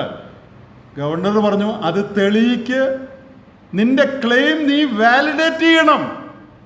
പിന്നീടത് തെളിയിച്ചു കഴിഞ്ഞാണ് മുഖ്യമന്ത്രിയാകാൻ അനുവാദം കൊടുത്തത്. രക്ഷിക്കപ്പെട്ടു എന്നുള്ള നമ്മുടെ ക്ലെയിം നമ്മൾ വാലിഡേറ്റ് ചെയ്യണം, അത് സാധൂകരിക്കണം. ഞാൻ രക്ഷിക്കപ്പെട്ടയാളാണ്, ദൈവവേദനാണ് എന്ന് നാം പറയുന്നു. അത് വാലിഡേറ്റ് ചെയ്യണം. എങ്ങനെ വാലിഡേറ്റ് ചെയ്യുന്നത്? നമ്മുടെ ജീവിതം കൊണ്ട് വാലിഡേറ്റ് ചെയ്യണം. മറ്റുള്ളവർ പറയുക എന്നുള്ളതല്ല, ഞാൻ എനിക്ക് തന്നെ ആ കാര്യങ്ങൾ വാലിഡേറ്റ് ചെയ്യണം. വേദപുസ്തകത്തിൽ ഒരു മാതൃകാ സഭ അല്ലെങ്കിൽ വിശ്വാസികളുടെ കൂട്ടം എങ്ങനെയുള്ളതായിരിക്കും എന്ന് പറഞ്ഞിട്ടുള്ള ചില കാര്യങ്ങൾ നിങ്ങളോട് പറയണമെന്നാണ് ഞാൻ ആഗ്രഹിക്കുന്നത്. നമ്മൾ പറഞ്ഞു വന്ന കോണ്ടെക്സ്റ്റിൽ നമുക്കറിയാം, ഒരു മാതൃകാ സഭയായിട്ട് വേദപുസ്തകത്തിൽ നിന്ന് എടുക്കാവുന്ന തെസ്സലോനിക്ക സഭയാണ്. 1 തെസ്സലോനിക്കർ 1-ാം അധ്യായം, 1 Thessalonians chapter 1, അതിൻ്റെ 8-ാമത്തെ വാക്യത്തിൽ വിശ്വസിക്കുന്നവർക്ക് എല്ലാവർക്കും നിങ്ങൾ മാതൃകയായി തീർന്നു എന്ന് പൗലോസ് പറയുന്നുണ്ട്. തെസ്സലോനിക്ക സഭ ഒരു മാതൃക സഭയാണ്. ആട്ടെ, ഈ മാതൃക സഭയിൽ അതിൻ്റെ ക്യാരക്ടറിസ്റ്റിക്സ് എന്തൊക്കെയാണ് എന്ന് നമുക്ക് നോക്കാം. അത് നമ്മുടെ ജീവിതവുമായിട്ടൊന്ന് ബന്ധപ്പെടുത്താൻ വേണ്ടി പറയുകയാണ്. ഒരു മാതൃകാ വിശ്വാസി, ഒരു ദൈവവേദൻ, അവൻ്റെ ജീവിതത്തിൽ കാണപ്പെടേണ്ട അടിസ്ഥാനപരമായ ക്യാരക്ടറിസ്റ്റിക്സ് എന്തൊക്കെയാണ്? 2-3 കാര്യങ്ങൾ ഇവിടെ ഞാനൊന്ന് കാണിക്കട്ടെ. ഒന്ന്, അതിൻ്റെ ഏറ്റവും ഒടുവിലത്തെ വാചകം, ആ അധ്യായത്തിൻ്റെ ഏറ്റവും ഒടുവിൽ, അതായത് 9-ാമത്തെ വാക്യത്തിൻ്റെ ഒടുവിലത്തെ വാചകം, നിങ്ങൾ വിഗ്രഹങ്ങളെ വിട്ട് ദൈവത്തിങ്കിലേക്ക് എങ്ങനെ തിരിഞ്ഞു വന്നു എന്നും അവർ തന്നെ പറയുന്നു. നിങ്ങൾ വിഗ്രഹങ്ങളെ വിട്ട് ദൈവത്തിങ്കിലേക്ക് തിരിഞ്ഞ് വന്നു. അപ്പോൾ ഈ വിശ്വാസികൾ മാതൃകാ വിശ്വാസികളാണ്, ജെനുവിൻ ബിലീവേഴ്സാണ് എന്ന് വാലിഡേറ്റ് ചെയ്യുന്ന ഒരു factor, they turn from idols to the living God. There was a turning point in their life. There was a transformation. There was a change in their life. അവരുടെ ജീവിതത്തിൽ ഒരു രൂപാന്തരമുണ്ടായി, അവരുടെ ജീവിതത്തിൽ ഒരു തിരിവുണ്ടായി, അവരുടെ ജീവിതത്തിൽ ഒരു മാനസാന്തരമുണ്ടായി. അവർ വിഗ്രഹങ്ങളെ സേവിച്ചിരുന്നവരാണ്. ആ വിഗ്രഹസേവ വിട്ട് അതിൽ നിന്ന് ദൈവത്തിങ്കിലേക്ക്, വിഗ്രഹങ്ങളെ വിട്ട് ദൈവത്തിങ്കിലേക്ക് തിരിഞ്ഞു. അപ്പോൾ ഈ വിശ്വാസികളെക്കുറിച്ച് ഒന്നാമത് പറയാനുള്ള കാര്യം, ജീവിതത്തിൽ ഒരു തിരിവുണ്ടായവരാണ് അവരെ. ജീവിതത്തിൽ ഒരു റിപ്പൻറ്റൻസ് ഉണ്ടായവരാണ്, അനുതാപവും മാനസാന്തരവും ഒരു ടേണിങ്ങും ഉണ്ടായവരാണ് ഈ തെസ്സലോനിക്കയിലുള്ള വിശ്വാസികൾ. അവിടെ ടേൺ, തിരിഞ്ഞു എന്ന് ഉപയോഗിച്ചിരിക്കുന്ന തിരിഞ്ഞു എന്ന് ഉപയോഗിച്ചിരിക്കുന്ന വാക്ക് പ്രവൃത്തികളുടെ പുസ്തകത്തിൽ 10 പ്രാവശ്യം ആ വാക്ക് ഉപയോഗിച്ചിട്ടുണ്ട്. ആ വാക്ക് ജെനുവിൻ കൺവേർഷനെ ഉദ്ദേശിച്ച് പുതിയ നിയമത്തിൽ ഉപയോഗിച്ചിരിക്കുന്ന ഒരു വാക്കാണ്. That word turn refers to a genuine conversion experience in the New Testament. പ്രവൃത്തികളുടെ പുസ്തകത്തിൽ ഞാൻ പറഞ്ഞ പോലെ 10 പ്രാവശ്യത്തോളം ആ വാക്ക് വന്നിട്ടുണ്ട്. അപ്പോൾ ഇവിടെ തിരിഞ്ഞു എന്ന് പറയുന്നത് അവരുടെ ജീവിതത്തിൽ സമൂലമായ ഒരു മാറ്റം വന്നു. There was a change in their life, a reversal of direction. അവർ പോയിരുന്ന ദിശയിൽ നിന്ന് വ്യത്യസ്തമായൊരു ദിശയിലേക്ക് അവർ പോയി. മുടിയൻ പുത്രൻ്റെ കാര്യം നമുക്കറിയാം. അവൻ അപ്പൻ്റെ വീട് വിട്ട് അങ്ങോട്ട് പോയിക്കൊണ്ടിരിക്കുകയായിരുന്നു. അവന് മാനസാന്തരം വന്നപ്പോൾ, തൻ്റെ അവസ്ഥ മനസ്സിലാക്കിയപ്പോൾ അവൻ നേരെ റൈറ്റ് അബൌട്ട് ടേൺ തിരിഞ്ഞു. അവൻ തിരിച്ച് അപ്പൻ്റെ വീട്ടിലേക്ക് വന്നു. അതാണ് മാനസാന്തരം എന്ന് പറയുന്നത്. ഞാൻ അപ്പൻ്റെ വീട്ടിൽ പോകുമെന്ന് അവൻ തീരുമാനിച്ചത് മാത്രമല്ല, അവൻ തിരിഞ്ഞ് നടന്നു, അവൻ്റെ ഡയറക്ഷൻ മാറി. അപ്പോൾ ഒരാൾ വാസ്തവത്തിൽ രക്ഷിക്കപ്പെട്ടതാണെങ്കിൽ അയാളുടെ ജീവിതത്തിൽ there should be a reversal of direction. അവൻ പോകുന്ന ദിശയ്ക്ക് ഒരു വ്യത്യാസം ഉണ്ടാകണം. അവൻ്റെ മനോഭാവത്തിന് ഒരു വ്യത്യാസം ഉണ്ടാകണം. അവൻ്റെ സ്വഭാവത്തിൽ ഒരു വ്യത്യാസം ഉണ്ടാകണം. അവൻ്റെ പോയിന്റ് ഓഫ് വ്യൂ, ദൃഷ്ടികോണം, പെർസ്പെക്റ്റീവ്, അതിനൊരു വ്യത്യാസം ഉണ്ടാകണം. There should be a change of mind concerning sin, self and God. അതാണ് മാനസാന്തരം എന്ന് പറയുന്നത്. തന്നെക്കുറിച്ചും പാപത്തെക്കുറിച്ചും ദൈവത്തെക്കുറിച്ചും ഉള്ള ചിന്താഗതിയിൽ വ്യത്യാസം വന്നു. അപ്പോൾ ഈ തെസ്സലോനിക്കയിലെ ആളുകൾ ജെനുവിൻ ബിലീവേഴ്സ് ആണെന്ന് വാലിഡേറ്റ് ചെയ്ത ഒരു point, they turned from idols to the living God. വിഗ്രഹങ്ങളെ വിട്ട് ദൈവത്തിങ്കിലേക്ക് തിരിഞ്ഞു. പ്രിയപ്പെട്ടവരെ, രക്ഷിക്കപ്പെട്ടവരിൽ അടിസ്ഥാനപരമായി കാണേണ്ട ഒരു ഗുണം, ഇതെല്ലാവരും ശരിക്കും മനസ്സിലാക്കണേ. അറിഞ്ഞുകൂടെന്ന് വിചാരിച്ചാൽ പറയല്ല, ഇതൊക്കെ ഊന്നി പറയേണ്ട കാര്യങ്ങളായതുകൊണ്ട് അങ്ങനെ പറഞ്ഞതാണ്. ഒരാൾ റിപ്പൻറ്റ് ചെയ്തു അല്ലെങ്കിൽ അനുദപിച്ചു, മാനസാന്തരപ്പെട്ടു എന്ന് പറഞ്ഞാൽ ഇനി ഒരിക്കലും ഞാൻ ആ പാപം ചെയ്യുകയില്ല എന്ന് പറയുന്നതല്ല. ഇതൊന്ന് മനസ്സിലാക്കണം എല്ലാവരും ശരിക്കും. ഒരാൾ മാനസാന്തരപ്പെട്ടെന്ന് പറഞ്ഞാൽ ഇനിമേലിൽ ഞാൻ കള്ളു കുടിക്കുകയില്ല എന്ന് പറയുന്നതല്ല മാനസാന്തരം. ഇനിമേലിൽ ഞാൻ പാപം ചെയ്യുകയില്ല എന്ന് പറയുന്നതല്ല മാനസാന്തരം. അങ്ങനെ ഒരു വാക്ക് കൊടുത്തല്ല നമ്മൾ ആരും രക്ഷിക്കപ്പെടുന്നത്. ഞാൻ രക്ഷിക്കപ്പെടുകയാണ്, ഇനി ഒരിക്കലും ഞാൻ തെറ്റ് ചെയ്യുകയില്ല എന്ന് പറഞ്ഞല്ല രക്ഷിക്കപ്പെടുന്നത്. കാരണം രക്ഷിക്കപ്പെട്ട് കഴിഞ്ഞ് നമ്മളെല്ലാവരും തെറ്റ് ചെയ്തിട്ടുണ്ട്, അല്ലേ? രക്ഷിക്കപ്പെട്ട് കഴിഞ്ഞ് തെറ്റ് ചെയ്യാത്ത വല്ലവരും ഉണ്ടോ ഇവിടെ? ഞാനും നിങ്ങളൊക്കെ രക്ഷിക്കപ്പെട്ടവരായിരിക്കാം, എന്നാൽ നമ്മുടെ ജീവിതത്തിൽ പിന്നെയും പല കുഴപ്പങ്ങൾ വന്നിട്ടുണ്ട്. അപ്പോൾ പിന്നെ രക്ഷിക്കപ്പെട്ടു എന്ന് പറഞ്ഞതിൻ്റെ അർത്ഥം എന്താ? രക്ഷിക്കപ്പെട്ടു എന്ന് പറഞ്ഞാൽ ഇനി എൻ്റെ തെറ്റ് ഒരിക്കലും ഞാൻ ആവർത്തിക്കയില്ല എന്ന് ദൈവത്തിന് വാക്ക് പറയുന്നതല്ല മാനസാന്തരം. പിന്നെന്താ? അത് എൻ്റെ മനോഭാവത്തിൽ വരുന്ന ഒരു മാറ്റമാണ്. A change concerning sin. My attitude to sin has changed. പാപത്തോടുള്ള എൻ്റെ മനോഭാവത്തിൽ വ്യത്യാസം വന്നു. അതാ രക്ഷിക്കപ്പെടുക എന്ന് പറഞ്ഞതിൻ്റെ അതിലൊരു ഫാക്ടർ. ഒരാൾ മാനസാന്തരപ്പെട്ടെന്ന് പറഞ്ഞാൽ പിന്നീട് അയാൾ ഒരു തെറ്റും ചെയ്യാതെ ജീവിച്ചു എന്നല്ല അതിൻ്റെ അർത്ഥം. പാപത്തോടുള്ള ബന്ധത്തിലുള്ള അവൻ്റെ മനോഭാവത്തിന് വ്യത്യാസം വന്നു. നേരത്തെ അവൻ പാപത്തിൻ്റെ പിന്നാലെ പോയിരുന്നവരാണ്, ഇപ്പോൾ അവൻ പാപത്തെ വിട്ട് ഓടുകയാണ്. Earlier he was running after sin, now he is running away from sin. ആ അടിസ്ഥാനപരമായ മാറ്റം, എ ചേഞ്ച് ഓഫ് ആറ്റിറ്റ്യൂഡ്, മനോഭാവത്തിലൊരു മാറ്റം പാപത്തോടുള്ള ബന്ധത്തിൽ രക്ഷിക്കപ്പെട്ടവർക്കുണ്ടായിരിക്കണം. രക്ഷിക്കപ്പെട്ടതെന്ന് പറയുന്നവർക്ക് ആ മനോഭാവം ഉണ്ടായിട്ടുണ്ടോ? അത് കഴിഞ്ഞ് തെറ്റ് ചെയ്തോ എന്നുള്ളതല്ല എൻ്റെ ചോദ്യം. തെറ്റ് നമ്മളിലൊക്കെ വരാറുണ്ട് ചിലപ്പം, അത് ഏറ്റുപറഞ്ഞ് ഉപേക്ഷിക്കണം. എന്നാൽ പാപത്തോടുള്ള നമ്മുടെ മനോഭാവത്തിൽ വ്യത്യാസം വന്നിട്ടുണ്ടോ? ജോൺ മക്കാർതർ എന്ന വലിയ പണ്ഡിതൻ, എല്ലാവർക്കും അറിയാവുന്ന ആളാണ്. അദ്ദേഹം 7 reasons why you are not born again എന്നൊരു പ്രസംഗം ചെയ്തിട്ടുണ്ട്. എല്ലാവരും കേൾക്കേണ്ട ഒരു പ്രസംഗമാണ്. നിങ്ങൾ രക്ഷിക്കപ്പെട്ടതല്ല എന്നുള്ളതിന് 7 തെളിവുകൾ എന്ന്, അതായത് രക്ഷിക്കപ്പെട്ടെന്ന് പറയുന്ന ക്രൈസ്തവരോട് ചെയ്ത പ്രസംഗമാണ്. നിങ്ങൾ രക്ഷിക്കപ്പെട്ടവരല്ല എന്നുള്ളതിന് 7 തെളിവുകൾ. അതിലൊരു തെളിവ് അദ്ദേഹം പറയുന്നത് പാപത്തോടുള്ള ബന്ധത്തിൽ യാതൊരു ആറ്റിറ്റ്യൂഡ് ചേഞ്ച് നിങ്ങൾക്കുണ്ടായിട്ടില്ല എങ്കിൽ നിങ്ങൾ രക്ഷിക്കപ്പെട്ടതല്ല എന്നാണ് അദ്ദേഹം പറയുന്നത്. പ്രിയപ്പെട്ടവരെ, നമ്മുടെ ജീവിതത്തിൽ പാപത്തോടൊരു വെറുപ്പ് നമുക്കുണ്ടായിട്ടുണ്ടോ? പാപത്തെ വിട്ടകന്ന് ജീവിക്കണമെന്നുള്ള ഒരു ആഗ്രഹം നമുക്കുണ്ടായിട്ടുണ്ടോ? പാപത്തോടൊരു ഇഷ്ടക്കേട് നമുക്കുണ്ടായിട്ടുണ്ടോ? ഇത് വളരെ അടിസ്ഥാനപരമായൊരു കാര്യമാണ്. ഞാൻ ഇന്നും പാപത്തെ സ്നേഹിക്കുകയും പാപവഴികൾ നടക്കുകയും പാപമാണ് എനിക്ക് സന്തോഷമെങ്കിൽ ഞാൻ രക്ഷിക്കപ്പെട്ടു എന്നുള്ളതിൻ്റെ നേരെ വലിയൊരു ക്വസ്റ്റ്യൻ മാർക്ക് ഇടേണ്ടത് ഒരു വലിയ ആവശ്യമാണ്. യോഹന്നാൻ്റെ ലേഖനത്തിലേക്ക് ഒരു നിമിഷം നിങ്ങളുടെ ശ്രദ്ധ ക്ഷണിക്കട്ടെ. 1 യോഹന്നാൻ 3-ാം അധ്യായത്തിൽ അതിൻ്റെ 10-ാമത്തെ വാക്യം ഒന്ന് ശ്രദ്ധിക്കുക. ദൈവത്തിൻ്റെ മക്കൾ ആരെന്നും പിശാചിൻ്റെ മക്കൾ ആരെന്നും ഇതിനാൽ തെളിയുന്നു. യോഹന്നാൻ്റെ സ്റ്റേറ്റ്മെൻറ്റ് വളരെ ക്ലിയറാണ്. ബൈ ദിസ് യു നോ, ഇതിനാൽ നിങ്ങൾക്കറിയാം ആരാണ് ദൈവത്തിൻ്റെ മക്കൾ, ആരാണ് പിശാചിൻ്റെ മക്കൾ. ഈ യോഹന്നാൻ്റെ ലേഖനം നിങ്ങൾ പഠിക്കുമ്പോൾ ഒരു ദൈവവേദൽ ആരാണെന്നുള്ളതിന് 3 ടെസ്റ്റ് യോഹന്നാൻ ഈ ലേഖനത്തിൽ പറയുന്നുണ്ട്. നല്ലൊരു പഠനമാണ്. 3 ടെസ്റ്റ്, 3 പരീക്ഷണങ്ങൾ. ഒന്ന്, it is called moral test, ധാർമ്മിക പരിശോധന. അതിലാണ് അത് പാപത്തോടുള്ള മനോഭാവത്തിലുള്ള വ്യത്യാസം. അതാണ് യോഹന്നാൻ പറയുന്ന ഒരു ടെസ്റ്റ്. രണ്ടാമത്തേത് റിലേഷണൽ ടെസ്റ്റ്, മറ്റുള്ളവരുമായിട്ടുള്ള ബന്ധം, ലവ് ഫോർ അതേഴ്സ്, ദൈവജനം അല്ലെങ്കിൽ സഹോദരന്മാരുമായിട്ടുള്ള സ്നേഹം, ബന്ധം, അതിൽ ഉണ്ടാകുന്ന വ്യത്യാസം.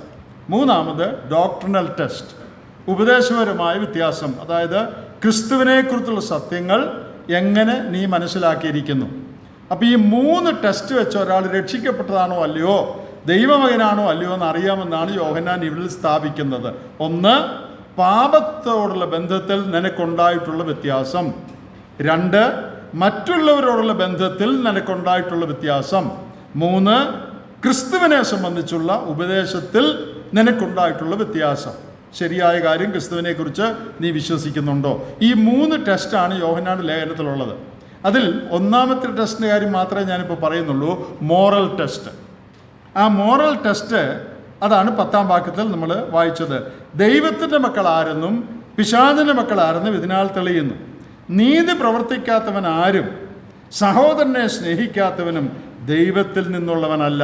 സഹോദരനെ സ്നേഹിക്കുക എന്നുള്ളത് റിലേഷണൽ ടെസ്റ്റ് വരുന്ന കാര്യമാണ്. അതിലേക്കിപ്പോൾ ഞാൻ പോകുന്നില്ല. നീതി പ്രവർത്തിക്കുക,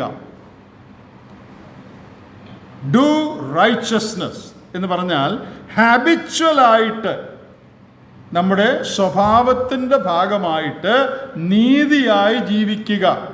അതിൻ്റെ മുകളിൽ പറഞ്ഞിരിക്കുന്ന കണ്ടോ, 9-ാം വാക്യത്തിൽ, ദൈവത്തിൽ നിന്ന് ജനിച്ചവൻ ആരും പാപം ചെയ്യുന്നില്ല, അവൻ്റെ വിത്ത് അവനിൽ വസിക്കുന്നു, ദൈവത്തിൽ നിന്ന് ജനിച്ചതിനാൽ അവന് പാപം ചെയ്യാൻ കഴിയുകയുമില്ല. എന്താ ദൈവത്തിൽ നിന്ന് ജനിച്ചവൻ ആരും പാപം ചെയ്യുന്നില്ലെന്ന് പറഞ്ഞാൽ? രക്ഷിക്കപ്പെട്ട ആരും പാപം ചെയ്യുന്നില്ലെന്നാണോ ഇതിൻ്റെ അർത്ഥം? നമ്മളൊക്കെ രക്ഷിക്കപ്പെട്ട് കഴിഞ്ഞ് പാപം ചെയ്തിട്ടുണ്ടല്ലോ. ദൈവത്തിൽ നിന്ന് ജനിച്ചവൻ ആരും പാപം ചെയ്യുന്നില്ല എന്ന് പറഞ്ഞാൽ അവിടെ ചെയ്യുന്നില്ല എന്ന് പറയുന്നത് കണ്ടിന്യൂസ് ലൈഫ് സ്റ്റൈലിനെ കാണിക്കാൻ പറഞ്ഞിരിക്കുന്ന വാക്കാണ്. One who is born from God does not habitually live in sin. Occasionally അവന് പാപം വരുന്നില്ലെന്നല്ല വാക്യത്തിൻ്റെ അർത്ഥം. എന്നാൽ അവൻ ഹാബിച്വലായിട്ട് അവൻ്റെ സ്വഭാവേണ പാപജീവിതത്തിൽ തുടരുന്നില്ല. ജീവിതത്തിൽ വീഴ്ചകൾ വരുന്നുണ്ടായിരിക്കാം, പാപങ്ങളിൽ വീഴുന്നുണ്ടായിരിക്കാം ചിലപ്പോൾ. അതിൻ്റെ കാര്യമല്ല ഈ പറയുന്നത്. So it is not accidental, occasional falling into sin. John is talking about a lifestyle where you habitually continue in sin. അവൻ രക്ഷിക്കപ്പെട്ടതല്ല എന്നാണ് യോഹന്നാൻ പറയുന്നത്. ഇത് അവരവർ പരിശോധിക്കാനേ പറ്റുള്ളൂ. ബാക്കിയുള്ളവർക്ക് നമുക്കാര്യം നോക്കി ഇയാൾ രക്ഷിക്കപ്പെട്ടല്ല എന്നൊന്നും പറയാൻ നമുക്ക് കാര്യമില്ല. എന്നാൽ ദൈവവചനം തരുന്ന ടെസ്റ്റ് ഞാൻ നിങ്ങളുടെ മുമ്പിൽ നിന്ന് അവതരിപ്പിക്കുക. ഇത് വളരെ പ്രധാനപ്പെട്ട ഒരു കാര്യമാണ്. എന്തുകൊണ്ടാണ് പാപം ചെയ്യാൻ കഴിയാത്തത്? അവൻ പറയാണ്, യോഹന്നാൻ പറയാണ്, അവൻ്റെ വിത്ത് അവനിൽ വസിക്കുന്നു. അതിന് 2 അർത്ഥമുണ്ട്. അവൻ്റെ വിത്ത് എന്ന് പറയുന്നത് ഡിവൈൻ നേച്ചർ, ദിവ്യ സ്വഭാവം. രക്ഷിക്കപ്പെടുമ്പോൾ അവൻ്റെ ഉള്ളിൽ ദിവ്യ സ്വഭാവമുണ്ട്. അതുകൊണ്ട് പാപത്തെ സ്നേഹിച്ച് ജീവിക്കാൻ അവനൊക്കെയില്ല. മറ്റേത് വിത്ത് എന്ന് പറയുന്നത് പരിശുദ്ധാത്മാവിനെ ഉദ്ദേശിച്ചായിരിക്കാം. ദൈവത്തിൻ്റെ ആത്മാവ് അവൻ്റെ ഉള്ളിലുണ്ട്. അതുകൊണ്ട് അവന് പാപജീവിതത്തിൽ തുടരാൻ കഴിയുകയില്ല. അപ്പോൾ ഒരു വിശ്വാസിക്ക് പാപജീവിതത്തിൽ തുടരാൻ കഴിയാത്തതിൻ്റെ 2 കാരണങ്ങൾ. ഒന്ന്, അവൻ രക്ഷിക്കപ്പെടുമ്പോൾ അവന് ദൈവ സ്വഭാവം ലഭിച്ചു. 2, അവൻ്റെ ഉള്ളിൽ പരിശുദ്ധാത്മാവ് വന്നു. ഈ 2 കാരണങ്ങളാൽ പാപജീവിതത്തിൽ തുടർന്ന് ജീവിക്കുവാൻ അവന് സാധ്യമല്ല. അങ്ങനെ ജീവിക്കുന്നവൻ ദൈവത്തിൽ നിന്ന് ജനിച്ചവനല്ല എന്നാണ് യോഹന്നാൻ പറയുന്നത്. ഇത് വേദപുസ്തകത്തിൽ പറഞ്ഞ കാര്യം ഞാൻ പറഞ്ഞതേ ഉള്ളൂ, ഞാനായിട്ടൊന്നും പറയല്ല, വചനത്തിൽ ഇങ്ങനെ പറഞ്ഞിരിക്കുന്നത്. ഞാനിതിപ്പോൾ എടുത്തു പറയാൻ കാര്യം, രക്ഷിക്കപ്പെട്ടു എന്ന് പറയുന്ന അനേക ആളുകളുടെയും ജീവിതത്തിൽ ഈ അടിസ്ഥാനപരമായ മാറ്റം കാണുന്നില്ല. പാപത്തോടുള്ള മനോഭാവത്തിൽ മാറ്റം കാണുന്നില്ല. പ്രിയപ്പെട്ടവരെ, അവരവരെ തന്നെ വിധിക്കാൻ നിവൃത്തിയുള്ളൂ. നമുക്ക് വേറെ ആരെയും കുറിച്ച് പറയാൻ നിവൃത്തിയില്ല. നാം ഒരു കാര്യം പ്രത്യേകം ഓർക്കണം, ഞാൻ രക്ഷിക്കപ്പെട്ടവനാണെന്നുള്ളതിൻ്റെ ഏറ്റവും വലിയൊരു തെളിവ് പാപത്തോട് എനിക്ക് വെറുപ്പ്, പാപത്തോട് എനിക്ക് വിമുഖത, നീതിയായി വിശുദ്ധിയായി ജീവിക്കുവാനുള്ള അടിസ്ഥാനപരമായ ഒരു വാഞ്ച എൻ്റെ ഹൃദയത്തിലുണ്ടോ? ഇത് വളരെ പ്രധാനപ്പെട്ട ഒരു ടെസ്റ്റാണ്. എൻ്റെ ജീവിതത്തിൽ ഒരു തിരിവുണ്ടായിട്ടുണ്ടോ? തെസ്സലോനിക്കരെ കുറിച്ച് അതാണ് നമ്മൾ പറഞ്ഞു വന്നത്. അവരുടെ ജീവിതത്തിൽ ഒരു തിരിവുണ്ടായി, വിഗ്രഹങ്ങളെ വിട്ട് ദൈവത്തിങ്കലേക്ക് തിരിഞ്ഞു. നമ്മുടെ ജീവിതത്തിൻ്റെ ഡയറക്ഷനിൽ വ്യത്യാസം ഉണ്ടായിട്ടുണ്ടോ? പണ്ട് പാപത്തിൻ്റെ പിന്നാലെ ഓടി, ഇപ്പോൾ ദൈവത്തിൻ്റെ പിന്നാലെ ഓടുന്നു. പണ്ട് പണത്തിൻ്റെ പിന്നാലെ ഓടിയിരുന്നു, ഇപ്പോൾ ദൈവത്തിൻ്റെ പിന്നാലെ ഓടുന്നു. അങ്ങനെ ഒരു വ്യത്യാസം നമ്മുടെ ജീവിതത്തിൽ ഉണ്ടായിട്ടുണ്ടോ? ഇവിടെ ഒരു പ്രയോഗം, വിഗ്രഹങ്ങളെ വിട്ട് ദൈവത്തിങ്കലേക്ക് തിരിഞ്ഞു എന്നാണ്. എന്താ വിഗ്രഹം എന്ന് പറഞ്ഞാൽ? വിഗ്രഹം എന്ന് പറഞ്ഞാൽ സാധാരണ അർത്ഥം നമുക്കെല്ലാവർക്കും അറിയാം. എന്നാൽ വെബ്സ്റ്റേഴ്സ് ഡിക്ഷണറിയിൽ വിഗ്രഹത്തിനൊരു ഒരു ഒരു നിർവചനം കൊടുത്തിട്ടുണ്ട്. വെബ്സ്റ്റേഴ്സ് ഡിക്ഷണറി പറയുന്നത് excessive devotion or reverence for some person or thing. Excessive devotion or reverence for some person or thing. ഏതെങ്കിലും ഒരാൾക്കോ അല്ലെങ്കിൽ ഒരു കാര്യത്തിനോ അമിതമായ താല്പര്യം ആ ആളോട്, ആ കാര്യത്തോട് കാണിക്കുക, അതിനോട് അമിതമായ ഭക്തി കാണിക്കുക, അതിനെ വിഗ്രഹമെന്നാണ് വെബ്സ്റ്റേഴ്സ് ഡിക്ഷണറി പറയുന്നത്. നമുക്കറിയാം, നമ്മളാരും അക്ഷരപ്രകാരം വിഗ്രഹത്തെ സേവിക്കുന്നവരല്ല. യോഹന്നാൻ തൻ്റെ ലേഖനത്തിൽ കുഞ്ഞുങ്ങളെ വിഗ്രഹങ്ങളെ വിട്ട് അകന്നുകൊള്ളുവീൻ എന്ന് പറഞ്ഞിട്ടുണ്ട്. Anything that comes between God and me is an idol. ദൈവത്തിനും എനിക്കും മധ്യത്തിൽ വിഘാതമായി വരുന്നതെല്ലാം വിഗ്രഹമാണ്. അങ്ങനെ എന്തെങ്കിലും കാര്യം നമ്മുടെ ജീവിതത്തിലുണ്ടോ? ദൈവത്തിനും എനിക്കും നടുക്ക് തടസ്സമായി, ദൈവവുമായുള്ള എൻ്റെ ബന്ധത്തിന്, കൂട്ടായ്മയ്ക്ക്, ദൈവത്തെ അനുസരിക്കുന്നതിന് തടസ്സമായി, ദൈവത്തെക്കാളധികം പ്രാധാന്യം ഞാൻ കൊടുക്കുന്നതായി എന്തെങ്കിലും കാര്യമോ ഏതെങ്കിലും വ്യക്തിയോ എൻ്റെ ജീവിതത്തിലുണ്ടോ? ഉണ്ടെങ്കിൽ അത് വിഗ്രഹമാണ്. തെസ്സലോനിക്കർ അവർക്ക് പ്രധാനമായി വിചാരിച്ചിരുന്ന എല്ലാ വിഗ്രഹങ്ങളെയും വിട്ട് അവർ ദൈവത്തിങ്കലേക്ക് തിരിഞ്ഞു. ഈ അടുത്ത സമയത്ത് എനിക്ക് വളരെ നന്നായിട്ട് അറിയാവുന്ന ഒരു പെൺകുട്ടി ഒരു അവിശ്വാസ്യമായൊരു ബന്ധത്തിൽ അടുപ്പത്തിൽ വന്നു. അപ്പോൾ അവളുടെ കൂടെ ഉണ്ടായിരുന്ന ചെറുപ്പക്കാരായ നമ്മുടെ സൗകര്യസവന്മാരൊക്കെ അവൾ ഉപദേശിച്ചു, കൂട്ടുകാരി ഇത് നീ പോകരുത്, അതിൽ രക്ഷിക്കപ്പെട്ടതല്ല, അതുകൊണ്ട് ആ ബന്ധത്തിൽ പോകരുത് എന്ന് പറഞ്ഞ് വളരെ ഉപദേശിച്ചു. പക്ഷെ അവൾ കേട്ടില്ല. ഞാൻ മുമ്പേ പറഞ്ഞ പോലെ തലയ്ക്ക് പിടിച്ചാൽ ഇത് വലിയ പ്രയാസമാണ് ഇത് പോകാൻ. അവൾ അവനെ തന്നെ വിവാഹം കഴിച്ചു. എനിക്ക് നന്നായിട്ട് അറിയാവുന്നൊരു പെൺകുട്ടിയാണ്, രക്ഷിക്കപ്പെട്ട് സ്നാനപ്പെട്ട് കൂട്ടായ്മയിലുള്ളയാളാണ്. എൻ്റെ ഹൃദയത്തിനത് വളരെ ദുഃഖമായി. ഇപ്പോഴും ഓർക്കുമ്പോൾ ദുഃഖമാണ് അവളങ്ങനെ ചെയ്തു എന്ന് ഓർക്കുമ്പോൾ. അവളെ സംബന്ധിച്ച് നമ്മൾ ഈ വായിച്ച നിർവചനം അനുസരിച്ച് എക്സസീവ് ഡിവോഷൻ ടുവേർഡ്സ് സമ്മൺ, ഒരാളോട് അമിതമായ താല്പര്യം, ദൈവത്തെക്കാൾ കൂടുതൽ ആ ആളെ വിചാരിക്കുക. അവിശ്വാസിയെ വിവാഹം കഴിക്കരുത് എന്ന് ദൈവവചന പ്രമാണമുണ്ട്. അത് അവഗണിച്ച് ഈ ആൾക്ക് എൻ്റെ ജീവിതത്തിൽ ദൈവത്തെക്കാൾ സ്ഥാനമാണ്, ദൈവം പറഞ്ഞതൊന്നും എനിക്ക് വിഷയമല്ല, ഈ ആളെ എനിക്ക് കല്യാണം കഴിക്കണം, അങ്ങനെ പോയി കല്യാണം കഴിച്ചിരിക്കുക. എത്രയോ ദുഃഖകരമായ കാര്യമാണ്. ദൈവത്തിൻ്റെ സ്ഥാനം വേറൊരാൾക്ക് കൊടുത്തിരിക്കുക. ദൈവത്തെക്കാൾ അധികമായി ഈ പുരുഷനെ സ്നേഹിക്കുകയാണ്. ദൈവത്തിൻ്റെ പ്രമാണം കാറ്റിൽ പറത്തിയിരിക്കുകയാണ്. എത്രയോ പേരങ്ങനെ ചെയ്യുന്നുണ്ട്. എൻ്റെ പ്രിയപ്പെട്ടവരെ, ദൈവമക്കളുടെ ഒരു ലക്ഷണം അവർ ദൈവത്തെക്കാൾ പ്രധാനമായി വിചാരിച്ചിരിക്കുന്ന കാര്യങ്ങളെ ഉപേക്ഷിച്ച് ദൈവത്തിന് ജീവിതത്തിൽ ഒന്നാം സ്ഥാനം കൊടുത്ത് ദൈവത്തിങ്കിലേക്ക് തിരിയുക എന്നുള്ളതാണ്. തെസ്സലോനിക്കയിലെ വിശ്വാസികളെക്കുറിച്ച് ആദ്യം നമുക്ക് പറയാൻ കഴിയുന്ന ഒരു കാര്യം, they turn from idols to the living god. ചോദ്യം, has there been a real turning in your life? ജീവിതത്തിൽ ഒരു മാറ്റം ഉണ്ടായിട്ടുണ്ടോ? പാപത്തോടുള്ള മനോഭാവത്തിന് ഒരു വ്യത്യാസം ജീവിതത്തിൽ വന്നിട്ടുണ്ടോ? രക്ഷിക്കപ്പെട്ടോ എന്നുള്ളതിൻ്റെ ഏറ്റവും വലിയൊരു തെളിവാണത്. അവരവരെ തന്നെ പരിശോധിക്കാൻ ആവശ്യമുണ്ട്.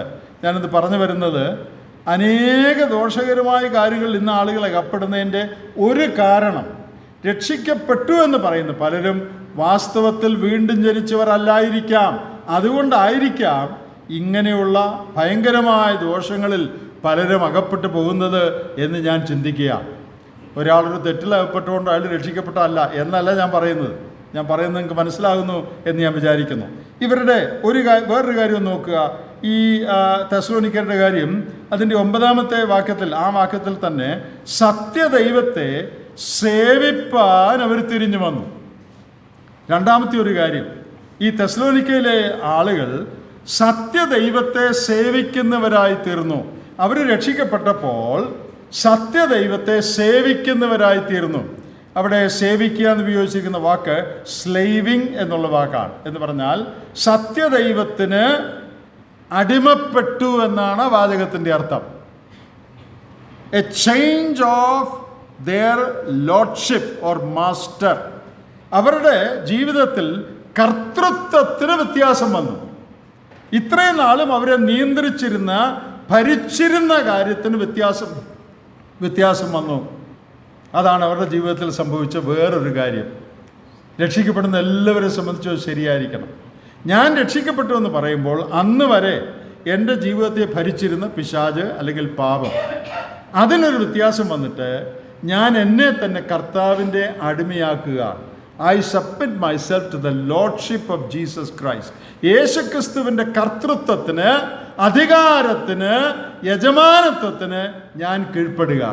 രക്ഷിക്കപ്പെട്ട എല്ലാവരുടെയും ജീവിതത്തിൽ സംഭവിക്കേണ്ട ഒരു കാര്യമാണ്. ഞാൻ രക്ഷിക്കപ്പെട്ടു പിന്നെ തോന്നിയ പോലെ നടക്കുക, അങ്ങനെ ഒരു രക്ഷിക്കപ്പെടൽ വേദപുസ്തകത്തിലില്ല. ഇന്ന് പലരുടെയും അനുഭവം അതാണ്. നിങ്ങൾക്ക് അറിയാമല്ലോ, രക്ഷിക്കപ്പെട്ടെന്നാണ് പറയുന്നത്, പക്ഷേ ജീവിക്കുന്നത് തോന്നിയ പോലെയാണ്. പ്രിയപ്പെട്ടവരെ, അങ്ങനൊരു ക്രിസ്തീയ ജീവിതത്തെ വേദപുസ്തകം വിഭാവനം ചെയ്യുന്നില്ല. വേദപുസ്തകം വിഭാവനം ചെയ്യുന്ന ക്രിസ്തീയ ജീവിതം എന്ന് പറയുന്നത് രക്ഷിക്കപ്പെടുന്ന സമയം മുതൽ യേശുക്രിസ്തുവിൻ്റെ കർത്തൃത്വത്തിന് കീഴ്പ്പെട്ടുള്ള ജീവിതമാണ്. അതിൽ വീഴ്ചകൾ വരുന്നുണ്ടായിരിക്കാം. നമ്മുടെയൊക്കെ ജീവിതത്തിൽ കർത്താവിൻ്റെ കർത്തൃത്വത്തിന് ചേരാത്ത ചില കാര്യങ്ങളൊക്കെ നമ്മുടെ ജീവിതത്തിൽ ഇടയ്ക്കിടയ്ക്ക് വരുന്നുണ്ടായിരിക്കാം. അത് മനസ്സിലാക്കുന്ന ഉടനെ 1 യോഹന്നാൻ 1:9 പറയുന്ന പോലെ നമ്മുടെ പാപങ്ങളെ നാം ഏറ്റുപറഞ്ഞ് ഉപേക്ഷിച്ച് കർത്താവിനോട് ചേർന്ന് നടക്കുകയാണ്. എന്നാൽ എൻ്റെ യജമാനൻ, രക്ഷിക്കപ്പെട്ട ഒരാൾക്ക് ഇത് പറയാൻ കഴിയണം, എൻ്റെ യജമാനൻ യേശു ക്രിസ്തുവാണ്. The Lord Jesus Christ is the Lord of my life. അവനാണ് എൻ്റെ ജീവിതത്തിൻ്റെ കർത്താവ്. ഞാൻ അവൻ്റെ അടുക്കൽ വന്ന് ആശ്വാസം പ്രാപിച്ചെങ്കിൽ അവൻ്റെ നുകം ഏറ്റുകൊണ്ട്, അവൻ്റെ കർത്തൃത്വത്തിന് കീഴ്പ്പെട്ടുകൊണ്ട് ഞാൻ ജീവിക്കുകയാണ്. ഇത് പറയാൻ രക്ഷിക്കപ്പെട്ട എല്ലാവർക്കും സാധിക്കണം. അപ്പോൾ ഒരാൾ രക്ഷിക്കപ്പെട്ടു എന്നുള്ളതിൻ്റെ ഒരു തെളിവ്, അവൻ്റെ ജീവിതത്തിൽ ഒരു മാറ്റം വന്നു, ട്രാൻസ്ഫർമേഷൻ വന്നു. അവൻ ദൈവത്തിങ്കിലേക്ക് തിരിഞ്ഞു, പാപവഴികളെ വിട്ട്, വിഗ്രഹങ്ങളെ വിട്ട് ഒരു തിരിവുണ്ടായി. രണ്ടാമത് അവൻ്റെ ജീവിതം, അവൻ്റെ ജീവിതത്തിൻ്റെ കർത്തൃത്വം അവൻ കർത്താവിനെ ഏൽപ്പിച്ചു. രക്ഷിക്കപ്പെട്ടെന്ന് പറയുന്നവരോട് ഞാൻ ചോദിക്കട്ടെ, നിങ്ങളുടെ ജീവിതത്തിൻ്റെ കർത്തൃത്വം, യജമാനസ്ഥാനം കർത്താവിന് കൊടുത്തിട്ടുണ്ടോ? സകല കാര്യത്തിലും അന്തിമ വാക്ക് പറയുന്നത് കർത്താവാണോ? Is he the one ruling your day to day life? Does he control your daily decisions? അനുദിന ജീവിതത്തിൽ നിങ്ങളുടെ തീരുമാനങ്ങളെ നിയന്ത്രിക്കുന്ന അവനാണോ? രക്ഷിക്കപ്പെട്ടവരുടെ ജീവിതം അങ്ങനെ ആയിരിക്കണം. ഇനി വേറൊരു കാര്യം ഇവിടെ പറഞ്ഞിരിക്കുന്നത്, അതിൻ്റെ 9-ാം വാക്യത്തിൻ്റെ ഒടുവിൽ തന്നെ, യേശു സ്വർഗത്തിൽ വരുന്നത് കാത്തിരിക്കുകയാണ്. അവരുടെ ലുക്ക്, അവരുടെ നോട്ടം മാറി, അവരുടെ നോട്ടത്തിൻ്റെ ദിശ മാറി. ഇത്രയും നാൾ അവരെന്ത് നോക്കിയിരിക്കുകയായിരുന്നു? ഈ ലോകത്തിൻ്റെ മഹത്വവും ഈ ലോകത്തിൻ്റെ സുഖവും സൗകര്യവും നോക്കിയിരുന്നവരാ. ഇപ്പോൾ ഈ അവരുടെ നോട്ടം സ്വർഗത്തിലേക്കായി. There was a change in the direction of their look. അവരുടെ നോട്ടം ഇപ്പം മാറി. അവരിപ്പോൾ സ്വർഗത്തിലേക്ക് നോക്കിയിരിക്കുക. നമുക്കറിയാം, രക്ഷിക്കപ്പെടാത്ത ആളുകൾ ഈ ലോകത്തിലേക്ക് നോക്കിയിരിക്കുകയാണ് എപ്പോഴും. ഈ ലോകത്തിലെ സ്വത്ത്, ജോലി, പണം, സൗകര്യം, ഈ ലോകത്തിലേക്കാണ് അവരുടെ കണ്ണ് താഴോട്ട് നോക്കിയിരിക്കുക. എന്നാൽ ഒരാൾ രക്ഷിക്കപ്പെട്ട് കഴിയുമ്പോൾ അവൻ്റെ പെർസ്പെക്റ്റീവ് മാറി, അവൻ്റെ നോട്ടം മാറി. അവൻ്റെ നോട്ടം സ്വർഗത്തിലേക്കാണ്. കൊലോസ്യർ 3 പറയുന്ന പോലെ ഉയരത്തിലുള്ളത് അവന് പ്രധാനമാവുകയാണ്. ഈ ലോകത്തിൽ ജീവിക്കുമ്പോൾ ഈ ലോകത്തിലെ കാര്യങ്ങൾ വേണം, എന്നാൽ അവൻ്റെ ഫോക്കസ് ഈ ലോകമല്ല, അവൻ്റെ ഫോക്കസ് സ്വർഗമാണ്. പ്രിയപ്പെട്ടവരെ, നമ്മൾ രക്ഷിക്കപ്പെട്ടവരാണെന്ന് പറയുന്നുണ്ട്. നമ്മുടെ ഫോക്കസ് കർത്താവാണോ? നമ്മുടെ ജീവിതത്തിൻ്റെ നോട്ടം കർത്താവിങ്കിലേക്കാണോ? ഈ ലോകത്തിലാണ് നമ്മൾ ജീവിക്കുന്നതെങ്കിലും നമ്മുടെ ഫോക്കസ് കർത്താവാണോ? അവങ്കിലേക്കാണോ നാം നോക്കി ജീവിക്കുന്നത്? അത് വളരെ പ്രധാനപ്പെട്ട ഒരു കാര്യമാണ്. ഇനി അതിൻ്റെ 6-ാം വാക്യത്തിൽ 4-മതൊരു കാര്യം ഇവരെക്കുറിച്ച് പറയുന്നുണ്ട്. അതെന്താ? അത് നിങ്ങൾ മക്കെദോന്യയിലും അഖായയിലും വിശ്വസിക്കുന്നവർക്ക് എല്ലാവർക്കും അതിൻ്റെ മുകളിൽ ഞങ്ങൾക്കും കർത്താവിനും അനുകാരികളായി തീർന്നു. They became followers, or KJVയിൽ പറയുന്നത് you became followers of us. അനുഗമിക്കുന്നവരായി. നിങ്ങളൊരു കാര്യം ശ്രദ്ധിച്ചിട്ടുണ്ടോ? കർത്താവ് ഈ ലോകത്തിലായിരുന്നപ്പോൾ ആളുകളെ വിളിച്ചപ്പോഴെല്ലാം പറഞ്ഞത് എന്നെ അനുഗമിക്കാമെന്നാണ്. Follow me. കടൽക്കരയിൽ അവർ വല വീശുന്നത് കണ്ടു, അവരോട് എന്ത് പറഞ്ഞു?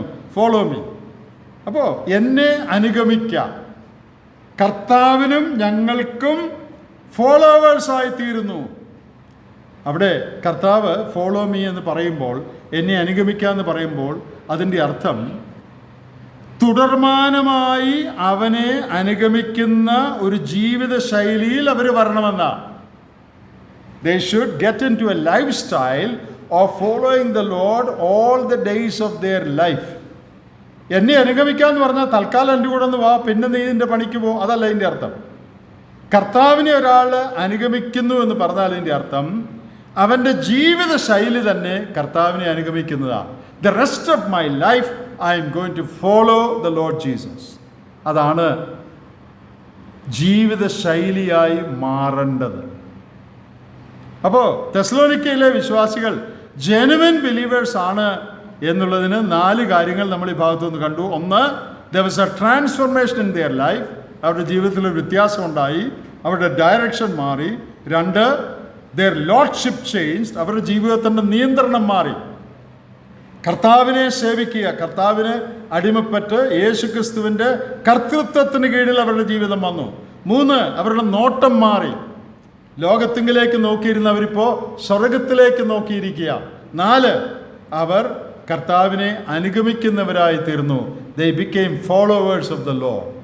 ഇത് തെസ്സലോനിക്കയിലെ ആളുകളുടെ കാര്യം മാത്രമല്ല, ഏത് കാലത്തും ജീവിക്കുന്ന വിശ്വാസികൾ എന്ന് പറയുന്നവരുടെ ജീവിതത്തിൽ കാണേണ്ട 4 കാര്യങ്ങളാണ്. ഞാനിതിപ്പോൾ എടുത്തു പറഞ്ഞത് ഈ കാലത്ത് വിശ്വാസികളാണെന്ന് പറയുന്ന അനേകരുടെ ജീവിതത്തിലും ഈ ഗുണങ്ങൾ പ്രകടമായി കാണുന്നില്ല. നാം ആദ്യം പറഞ്ഞ പോയിന്റ് ട്രാൻസ്ഫർമേഷനാണ്, രൂപാന്തരം. നമ്മൾ ലൂക്കോസിന്റെ സുവിശേഷത്തിൽ 10 കുഷ്ഠരോഗികളെ കർത്താവ് സൗഖ്യമാക്കിയ കാര്യം വായിക്കുന്നു.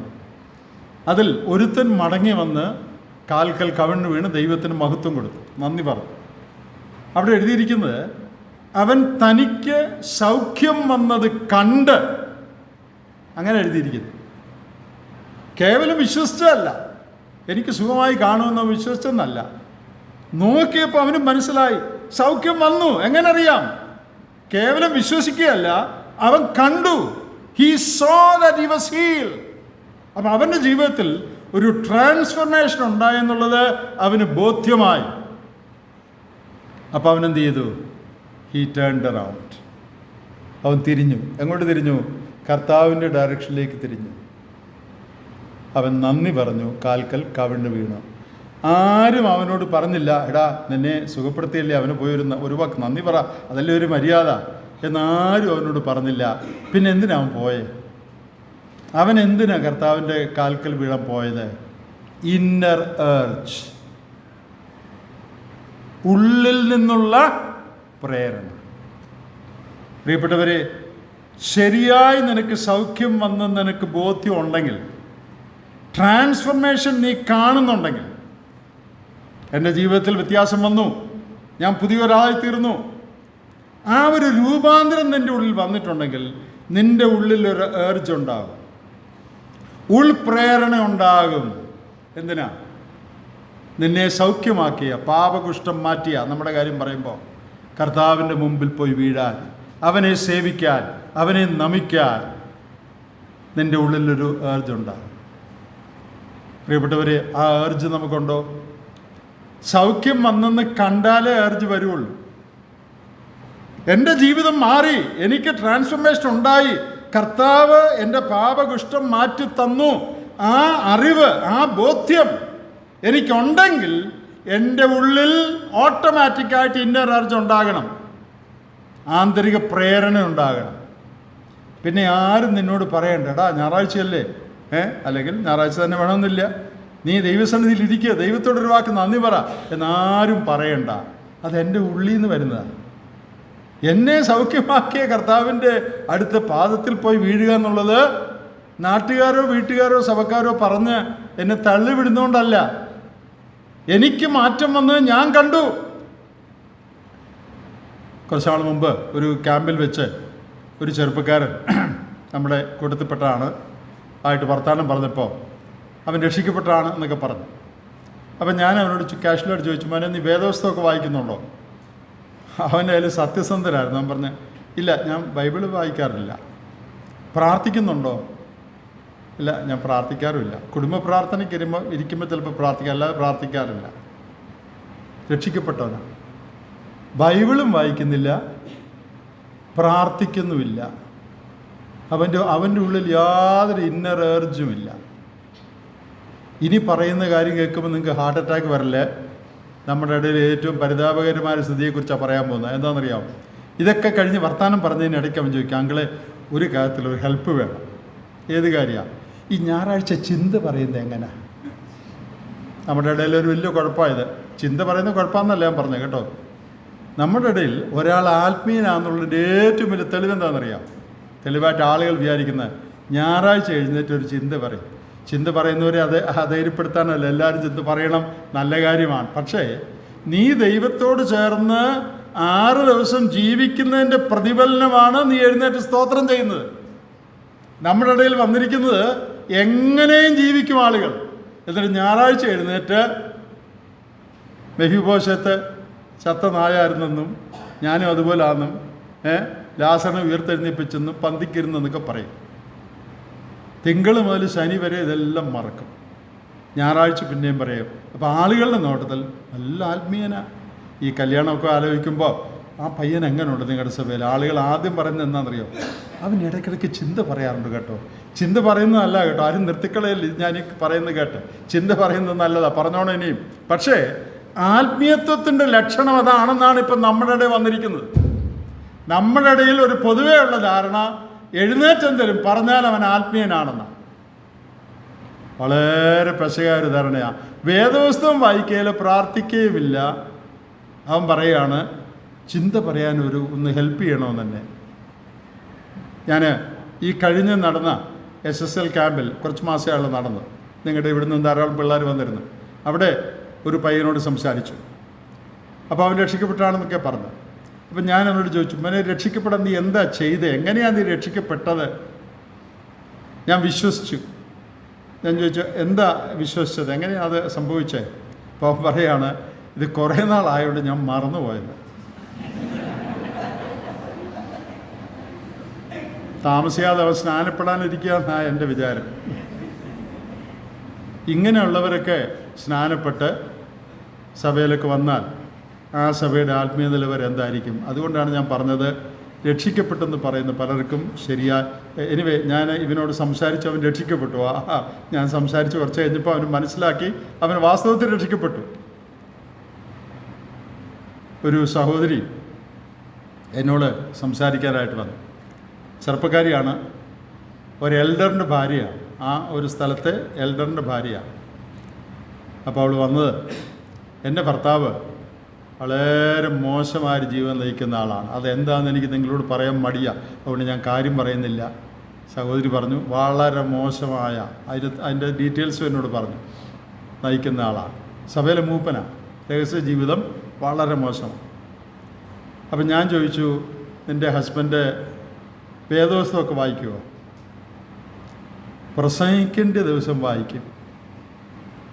ഭാര്യയുടെ സാക്ഷ്യമാണ് മൂപ്പനെക്കുറിച്ച്. മൂപ്പനായിട്ട് പിന്നെ പ്രസംഗിക്കാതിരിക്കാൻ പറ്റുമല്ലോ അല്ലേ? ഞായറാഴ്ച, ചില ഞായറാഴ്ചയിലും പ്രസംഗിക്കണമല്ലോ. പ്രസംഗിക്കേണ്ട ദിവസം വേദപുസ്തകം വായിക്കും, അല്ലാത്തപ്പം വായിക്കുകയില്ല. ഇതാ സഭാ മൂപ്പൻ. എല്ലാ മൂപ്പന്മാരും അങ്ങനെയാണെന്നൊന്നും അല്ല ഞാൻ പറയുന്നത്, പക്ഷെ പല മൂപ്പന്മാരും അങ്ങനെയാണെന്ന് പറയാൻ എനിക്ക് യാതൊരു മടിയില്ല. എല്ലാവരും അല്ല, സമ്മതിച്ചു, പക്ഷെ പലരും അങ്ങനെയാണ് എന്ന് പറഞ്ഞാൽ രഹസ്യ ജീവിതം ശരിയല്ല. ഭാര്യയെ തല്ലുന്ന, ഭാര്യയെ ഉപദ്രവിക്കുന്ന, അബ്യൂസ് ചെയ്യുന്ന എത്രയോ പ്രവർത്തകർ നമ്മുടെ ഇടയിലുണ്ടെന്ന് നിങ്ങൾക്ക് അറിയാമോ? നമ്മളറിയണം അത്. ഭാര്യയെ ഉപദ്രവിക്കും, ഭാര്യയെ തല്ലും, ഭാര്യയെ മെൻ്റലി ടോർച്ചർ ചെയ്യും. അടുത്തിടെ അങ്ങനെ ഒരു സ്ഥലത്ത് സംഭവം ഉണ്ടായി. പോലീസ് അറിഞ്ഞ് വീട്ടിൽ വന്ന് ഈ ആളെ, വലിയ പ്രവർത്തകരാണ്, പല പ്രവർത്തനങ്ങളിലും മുമ്പിൽ നിൽക്കുന്ന ആളാണ്, പുള്ളിയെ താക്കീത് ചെയ്യേണ്ടി വന്നു പോലീസ്. അപ്പം ഞാൻ പറഞ്ഞത്, ഇങ്ങനെയൊക്കെയുള്ള കാര്യങ്ങൾ ജീവിതത്തിൽ കാണുമ്പോൾ മൂപ്പൻ എന്നൊക്കെ ആയിരിക്കും പറയുന്നത്, പക്ഷേ ജീവിതത്തിൽ അടിസ്ഥാനപരമായ രൂപാന്തരം ഉണ്ടായിട്ടില്ലേ? രക്ഷിക്കപ്പെട്ട ഒരാൾക്ക് എങ്ങനെയാണ് ഇങ്ങനെയൊക്കെ ചെയ്യാൻ പറ്റുന്നത്? ഏതെങ്കിലും അബദ്ധവശാൽ ഒരു തെറ്റിലകപ്പെടുന്ന കാര്യം അല്ല ഞാൻ പറയുന്നത്, അത് നമുക്ക് എല്ലാവർക്കും വരാം. എന്നാൽ continuous life style of sin, പാപകരമായ ജീവിതശൈലി തുടരുകയാണ്. വേദപുസ്തകത്തിലെ ഏത് വാക്യത്തിൻ്റെ അടിസ്ഥാനത്തിലാണ് അയാൾ രക്ഷിക്കപ്പെട്ടാണെന്ന് പറയാൻ ഒക്കുന്നത്? യോഹന്നാൻ്റെ ലേഖനം അടിസ്ഥാനപ്പെടുത്തിയാൽ അയാൾ രക്ഷിക്കപ്പെട്ടാണെന്ന് പറയാൻ വകുപ്പില്ല. അത് ഞാൻ പറഞ്ഞതല്ല, യോഹന്നാൻ പറഞ്ഞു. ദൈവത്തിൽ ജനിച്ചവൻ പാപജീവിതത്തിൽ തുടരുന്നില്ല. അപ്പോൾ ഞാനീ പറഞ്ഞു വന്നത്, അടിസ്ഥാനപരമായ അനേക കുഴപ്പങ്ങളെക്കുറിച്ചാണ് നമ്മളിപ്പോൾ സംസാരിച്ചത്. അതിൻ്റെ ഒരു കാരണം, വാസ്തവത്തിൽ കർത്താവുമായിട്ടുള്ളൊരു എൻകൗണ്ടർ ജീവിതത്തിൽ ഉണ്ടായിട്ടില്ല. വാസ്തവത്തിൽ അനുതാപവും മാനസാന്തരവും ദൈവത്തിങ്കിലേക്കുള്ള തിരിവും ഉണ്ടായിട്ടില്ല. അതുകൊണ്ട് എൻ്റെ പ്രായമുള്ള സഭയിലെ ചുമതലപ്പെട്ട സഹോദരി സഹോദരന്മാരുടെ പറയാണ്, രക്ഷിക്കപ്പെട്ടെന്ന് ഒരാൾ പറഞ്ഞാൽ ആ ആളുമായിട്ട് നിങ്ങൾ സംസാരിക്കണം. രക്ഷയെക്കുറിച്ച് ശരിയായ ധാരണ കിട്ടിയോ എന്നുള്ളതൊന്നും ഉറപ്പാക്കണം. ക്രിസ്തീയ ജീവിതം എന്താണ് എന്നുള്ളതിനെക്കുറിച്ച് ചില വാക്കുകൾ പറഞ്ഞു കൊടുക്കണം. ആ ബോധ്യം വരുത്തിയിട്ട് വേണം ആ ആളെ സ്നാനപ്പെടുത്താൻ. ഒരാൾ രക്ഷിക്കപ്പെട്ടു എന്ന് കേട്ട ഉടനെ സ്നാനപ്പെടുത്തല്ലേ, സ്നാനം വൈകിക്കണമെന്നല്ല ഞാൻ പറയുന്നതിൻ്റെ അർത്ഥം. എന്നാൽ അങ്ങനെയുള്ള ആളുകളുമായിട്ട് സംസാരിച്ച് രക്ഷയെക്കുറിച്ച് ശരിയായ ബോധ്യവും അണ്ടർസ്റ്റാൻഡിങ്ങും അവർക്കുണ്ടായോ എന്നുള്ളത് ഒന്ന് ഉറപ്പാക്കിയിട്ട് വേണം സ്നാനത്തിലേക്ക് പ്രവേശിക്കാൻ. ദൈവം നമ്മെ സഹായിക്കട്ടെ. അടിസ്ഥാനപരമായി ദൈവവുമായുള്ളൊരു എൻകൗണ്ടർ, ബന്ധം നമുക്കുണ്ടെങ്കിൽ നമ്മുടെ ജീവിതത്തിൽ എല്ലാ കാര്യങ്ങൾക്കും ഒരു പരിഹാരമുണ്ടാകും. ദൈവം നമ്മെ സഹായിക്കട്ടെ. തുടർന്ന് പറയുന്ന കാര്യങ്ങൾ നിങ്ങൾ കേൾക്കുക. ഉച്ച കഴിഞ്ഞ് ഇനിയും ഇതിന് പരിഹാരമായി, ഇപ്പോൾ പ്രശ്നങ്ങളെക്കുറിച്ചാണ് കൂടുതൽ പറഞ്ഞത്, പരിഹാരമായി നമുക്ക് എന്ത് ചെയ്യാൻ കഴിയും എന്നുള്ള ചില കാര്യങ്ങൾ ഉച്ച കഴിഞ്ഞ് നിങ്ങളോട് പറയുന്നതായിരിക്കും. അതുകൊണ്ട് ആരും പോകരുത്, പകുതി കേട്ടേച്ച് ബാക്കിയോട് കേട്ടേച്ച് വേണം പോകാൻ. ദൈവം നമ്മെ സഹായിക്കട്ടെ. ചോദ്യോത്തരത്തിൻ്റെ കാര്യം പറഞ്ഞു. ഏത് ചോദ്യവും ചോദിക്കാവുന്ന ക്വസ്റ്റ്യൻ അവർ അല്ലാതെ നമ്മുടെ ഈ വിഷയങ്ങളുമായിട്ട് ഡയറക്റ്റ്ലി ബന്ധപ്പെട്ട ചോദ്യങ്ങൾക്ക് മാത്രമേ മറുപടി പറയുള്ളൂ. അതും ഇതും ചോദിച്ച് സമയം കളയാൻ നമുക്കില്ല. അതുകൊണ്ട് നമ്മുടെ ഈ വിഷയവുമായിട്ട് ഡയറക്റ്റ്ലി ബന്ധപ്പെട്ട ജെനുവിനായിട്ടുള്ള ക്വസ്റ്റ്യൻസിന് മറുപടി പറയും. ഇനി ക്വസ്റ്റ്യൻസ് അല്ലെങ്കിൽ തന്നെ ഞങ്ങൾ തന്നെ അങ്ങോട്ടും ഇങ്ങോട്ടും ക്ലാരിറ്റി ആവശ്യമുള്ള, വ്യക്തത ആവശ്യമുള്ള ചില കാര്യങ്ങളുണ്ട്, ഞങ്ങൾ തന്നെ അങ്ങോട്ടും ഇങ്ങോട്ടും ചോദിക്കും. അത് എല്ലാവർക്കും പ്രയോജനകരമായി തീരുമെന്ന് വിചാരിക്കുന്നു. ദൈവം നമ്മെ സഹായിക്കട്ടെ.